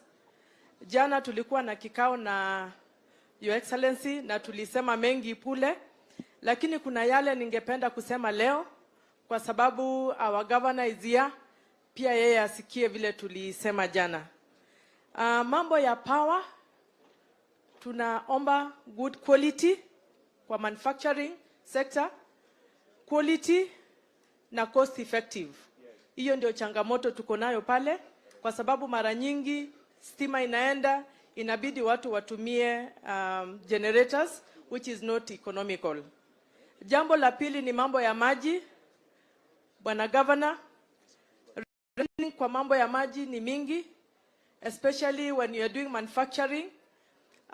Like in the sector of pharmaceutical, we cannot use any other water than the city council water. We cannot use borehole water. We have to use the city council water because borehole water is hard water. It cannot be used for medicine. And for us to produce, we need water. So hapo najua utashughulikia mambo ya maji. Mambo ingine ningependa kuchangia ni mambo ya regulatory. Sheria zile zinatugovern ndio tufanye biashara kama wana manufacturers. Sheria ni mingi na zimeongelelewa, najua utaangalia umesema, lakini ile ningependa kusema zaidi ni zile overlapping laws. Kuna sheria zile zina overlap, for example kufanyiwa medical na different institutions. Kama utafanyiwa medical na government Nairobi City Council, utafanyiwa medical na Ministry of Labor. Huyu ni same investor na mfanyikazi yule mmoja ndiye anafanyiwa hizo zote. So tungependa kama hii inaweza kuwa ifanywe na ministry moja, so that it is easy for the investors na ni easy kwa ule mfanyikazi ambaye anakuwa subjected kufanyiwa medical na hizo institution mbili. Ingine ningependa kuongelelea ni mambo ya single permit. Mwaka ukianza tumepatiwa miezi 3 so that we can comply. We are ready to comply, but shida ni una comply, and then you keep getting a lot of inspections as you go along in the year. We don't mind inspections, but if we can bring all the inspections and all that we need to comply with, ikuje kwa mara moja, so that you comply, you pay, and you do your business. Hiyo ndio changamoto tunapata pale. Changamoto ingine kwa wale inspectors wanakujanga, they come with a very bad motive. Saa zingine anakuja kuangalia license, lakini amekuja na rungu, amekuja na gari, amekuja na askari, which is very intimidating. So tungependa if we can also train them so that they can be business friendly, so that we can comply more. I also want to speak about mambo ya barabara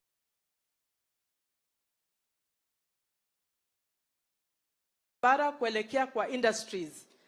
Mambo ya barabara kuelekea kwa industries, hatuna barabara ya kwenda pale mahali tunafanya zile biashara. County roads ziko neglected, zijafanywa kwa muda. So tungependa sana unaweza kuangalia hiyo mambo ya barabara zile zinaelekeza kwa viwanda mahali industries ziko, so that they can produce more. Ingine ningependa kuongelelea ni mambo ya skilled workers. We lack skilled workers in the industry. Most of the skilled workers we have are the people who have experience. Wale watu wamekaa kwa kazi mpaka wakapata experience. So kama tunaweza kuwa na training ya production workers, machine operators, specifically for certain machines, hiyo ingekuwa mzuri kwa kuendeleza hiyo uchumi ya pande hiyo. Ningependa kusema kuhusu mambo ya takataka. This is to our governor. What we lack is education. If we can train Kenyans how to dispose their garbage, especially wale wako karibu na industry, wakiuza chakula zao wanaweka kwa ile drainage, tukiwafundisha najua watajua vile watafanya, because when they dump like that, they end up clogging the drainage system, which becomes a problem to all of us. But if we are all trained, we will not have that kind of problem. Changamoto ingine ni mambo ya tenders. Governor wangu, nisikilize tafadhali. Tenders are being given to people who are known to people who are known. Tafadhali, kama zile tenders zinaweza kuwa za Mkenya wowote, tunataka tutende na tupate kwa haki ya ile process imefanywa. Kwa saa hii hakuna mtu anatenda unless ninajua mtu fulani pale City Hall. Na nikisha tenda nikifaulu, kama sijui mtu silipwi. So kama unaweza toa hizo cartel so that ikue open to all Kenyans to benefit from that tendering process. Ya mwisho ningependa kusema ni kutoka kwa Kenya manufacturers, tunasema buy Kenya, build Kenya. Buy Kenya, build Kenya. Kila speaker mwenye ameongea hapa ameongea kuhusu ile vitu tunafanya hapa Kenya. So ningependa serikali yako, Your Excellency, izingatie hiyo maneno ya kubuy Kenya na kubuild Kenya. Kwa sababu wa Kenya, they are very innovative people, very energetic people, and they can work as you demand. So ninaomba hayo machache nimesema uweze kuzingatia. Thank you very much.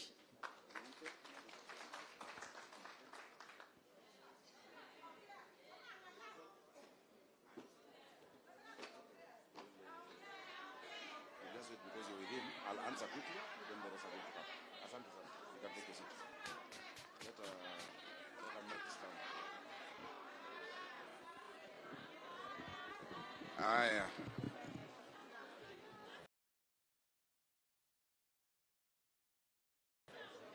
Asante sana. We want to thank the Kenya Association of Manufacturers. Lakini kwa sababu jana mlikuwa na Deputy President, mambo yenu mengi yamejibiwa. Nitakujibu tu haraka haraka mambo ya maji. Kwa sababu mambo ya maji, Your Excellency, kila mtu ambaye amezungumza hapa amegusia shida ya maji ambayo tunao Nairobi. Nairobi tuko na shida kubwa sana ya maji. Your Excellency, since 1997 there has been no new source of water to Nairobi, and that has been our problem. We have only 4 sources of water. Tuko na Kikuyu Springs, ilianzishwa 1907, it gives us 1% of our water. Then we have Ruiru Dam that gives us, it was in 1936, inatupatia 4% of our water. And then Sasumwa in Jambini inatupatia 11%, then Dakaine. So kila siku watu wa Nairobi wanatumia 800, or rather wanahitaji 850 million liters a day. But the amount of water we have in Nairobi is only 525.6 million liters a day. So the first issue is the quantity. We have a shortfall. Fortunately, Your Excellency, hii program umesema ya Northern Collector Kwanza, that alone by end of next year inatuongezea 140 million liters a day. And that is why the lady was saying 80% of Nairobians hawajai oga na maji kutoka juu, shower. Tunaoganga bottom up. Hii ya ndoo na mitungi, hiyo bottom up ndio tunaoga Nairobi. But I want to assure the people of Nairobi, once we deal with the quantity issue by end of next year, vile najua mtanichagua governor. Si ni kweli? Because hiyo Northern Collector 1, we are at 90% completion. Then Northern Collector 2 will take us to 85% of the capacity. Nairobi, kila nyumba, kila household itaweza kupata mfereji ili turudishe dignity. Mambo ya mitungi mingi tuache. Mambo ya kwenda kwa center kina mama wanapigana usiku na mitungi tuache. And I think that also answers the question of the manufacturers. So hiyo mambo tutafanya pamoja. I know the leaders we have here who can give us some other responses tukienda kumaliza. Asanteni kwa kukaa na kuwa patient. You have sat for a long time, but it is worth it. Kila kitu mmesema, hawa wataalamu wetu wameandika. They have listed all the issues that you have raised. Mkiona ile manifesto ambayo president atazindua, mtaona maneno yetu. Na mkiona manifesto ambayo mimi na Mushiri na timu yetu ya Nairobi itazundua, na tunawakaribisha hivi karibuni kulaunch manifesto ya Nairobi, haya maneno yote yatakuwa ndani. So kwanza wacha nimuite Moses Kuria awasalimie na aseme dakika moja kwa sababu ya muda na tunataka tuingie pia mtaani. So just talk very quickly. Karibu sana Nairobi. Asante sana Mheshimiwa Governor Sakaja, Your Excellency, the incoming President of the Republic of Kenya. Mimi kwanza nilikuja kuwakilisha watu wa OCHA. Na niwaambie watu wa Nairobi, nyinyi watu wa maana. Kwa sababu hata kama sisi ni wa OCHA, sisi tunalala hapa Nairobi.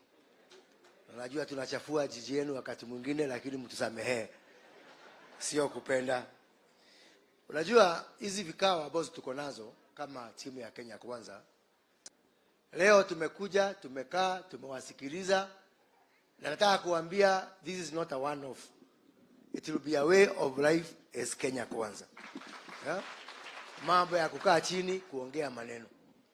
Pili, Your Excellency, tumeambiwa ya kwamba hii maneno yote mnasema, maneno ya Hustlers Fund, maneno ya 100 billion ya kuleta ajira, maneno ya tumewauliza hizo pesa mtatoa wapi?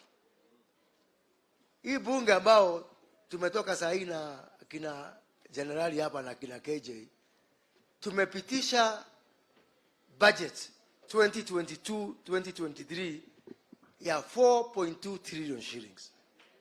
4.2 trillion. Jameni, hata tukiweka hiyo 50 billion ya Hustlers Fund, tukiongeza 100 billion ya kuleta ajira, tukileta 50 billion ya kuzalisha kilimo, hiyo yote ikuje 200 billion, it's only 5% commission. Hata haijafika ile fungu la 10 ya kupatia mtu ambaye ndiye stakeholder number 1. So tumesema hii Kenya, kama kuna mtu ataumia, sio mwananchi, sio maskini. Wacha ma expressway kwanza zikose, huu mama ambao ametuambia mambo ya Shairo kwanza apate pesa yake. Sababu nimeona hii Kenya, we have something I am calling the conspiracy against the poor. Pesa ikikosa inakosa ya maskini, haikosi ya masonko. Kama ni barabara, tunaona tunatengeneza barabara vizuri, ikiingia kwa maskini ndio pesa inaisha. Sasa tunataka hiyo maneno tubadilishe. Kwanza tuanze kwa maskini, ikiisha iishie sisi Masonko. Si hapo ni sawa jameni? Si hapo ni sawa? Pili, Gavana Sakaja, najua mimi nitakuwa gavana hapa Kiambu, jirani yako. Na kuna mambo ambayo lazima tufanye kama, sio kama Nairobi, tufanye kama Nairobi Metropolitan. Umesikia watu wa bodaboda wakisema license wanalipa Nairobi, wanalipa Kiambu. Juzi tulikuwa Kajiado, anatoka Rongai, anapitia Nairobi na anaenda hapa Gashie. Kuna haja alipe mara 3? Si lazima tukae chini tuangalie vile tutafanya pamoja. Na pia hiyo mambo ya maji, I think now water, Your Excellency, deserves to be declared a national crisis in Nairobi. And to solve the problem of water in Nairobi County, you must also look at the neighboring counties. Tuko na stalled projects worth 52 billion shillings. Project ambazo zimeanza isipokuwa tu Kaliminu, hizo project zote because of virus inaitwa handshake. So tukichukua hii serikali baada ya siku chache zimebaki, we look at all these issues from Northern Collector, sisi kama producers wa maji, Kiambu tuko na shortage, Kajiado is a very big problem, Machakos is a very big problem. So we must look at this problem holistically. I want to support hii maneno ya Chinese. Na umesema tuweke kwa ndege. Na ndege zikijaa tuweke pia kwa huru barutu. Because we cannot continue. Ni nani hapa? Is there a hawker in Beijing? Mwafrika. Kuna mtu anatoka hapa Nairobi anafanya kazi huko Beijing. And I want to put them on notice pia. Sio tu kuwafukuza.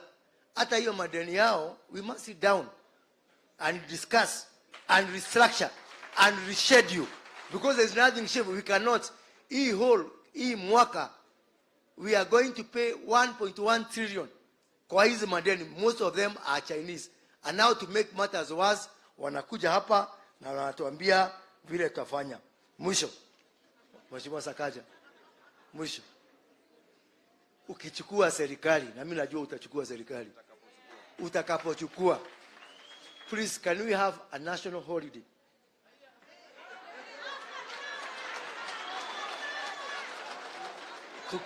Tukule sherehe ya kuvunja NMS. Sawa? Hiyo siku hakuna kazi. Hiyo siku ni siku ya sherehe, sawa? Mnakubali tukue na national holiday ya kuvunja NMS na ya kurudisha majeshi kwa barracks? Mungu awabariki na walinde. Asante sana. Asante sana Moses. Wacha ni mwite kiongozi wa Ford Kenya ambaye ni senator wa Bungoma, Papa wa Roma Weta. Aje tusalimie.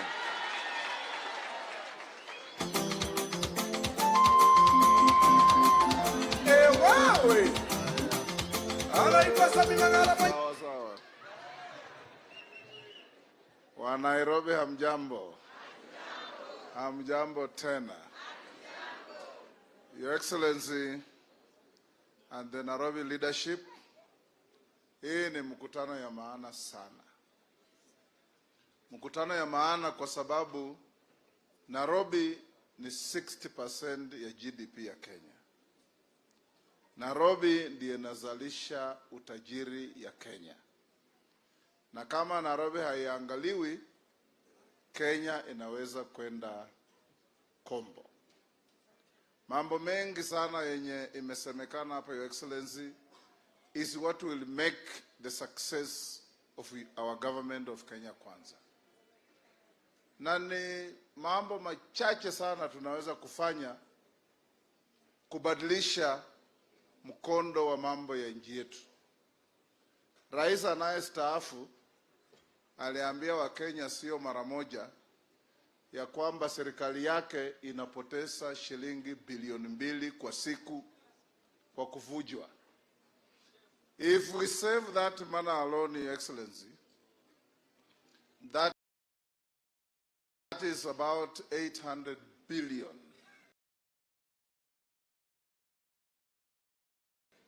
It will fix each and every problem we have been talking here. Nigeria is today the largest economy in Africa. It has overtaken South Africa because of focus on what used to be called Juakali and because of strengthening devolution. It is now a mega economy and we can do this. Ule mama Wangare aliongea hapa alinigusa sana. Na tumezunguka Kenya mzima wana Nairobi, one common denominator ya Mkenya wa chini ni mtu anaitwa Shylock. Whether it's in Busia, whether it's in Mombasa, whether it's in Kitale, mtu anaitwa Shylock ndiye anahangaisha wa Kenya. Na story ya huyu mama imezidi story zote. Amekopa 5,000, amelipa 15,000, 5,000 hiyo haijalipwa na TV imeenda. Na mnajua katika vitabu ya Shakespeare kuna mtu anaitwa Shylock.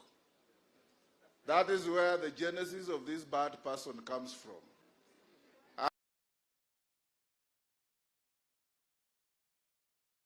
Alikopesha mtu pesa na akamwambia is the most and business and social character in any society. So Chief Hustler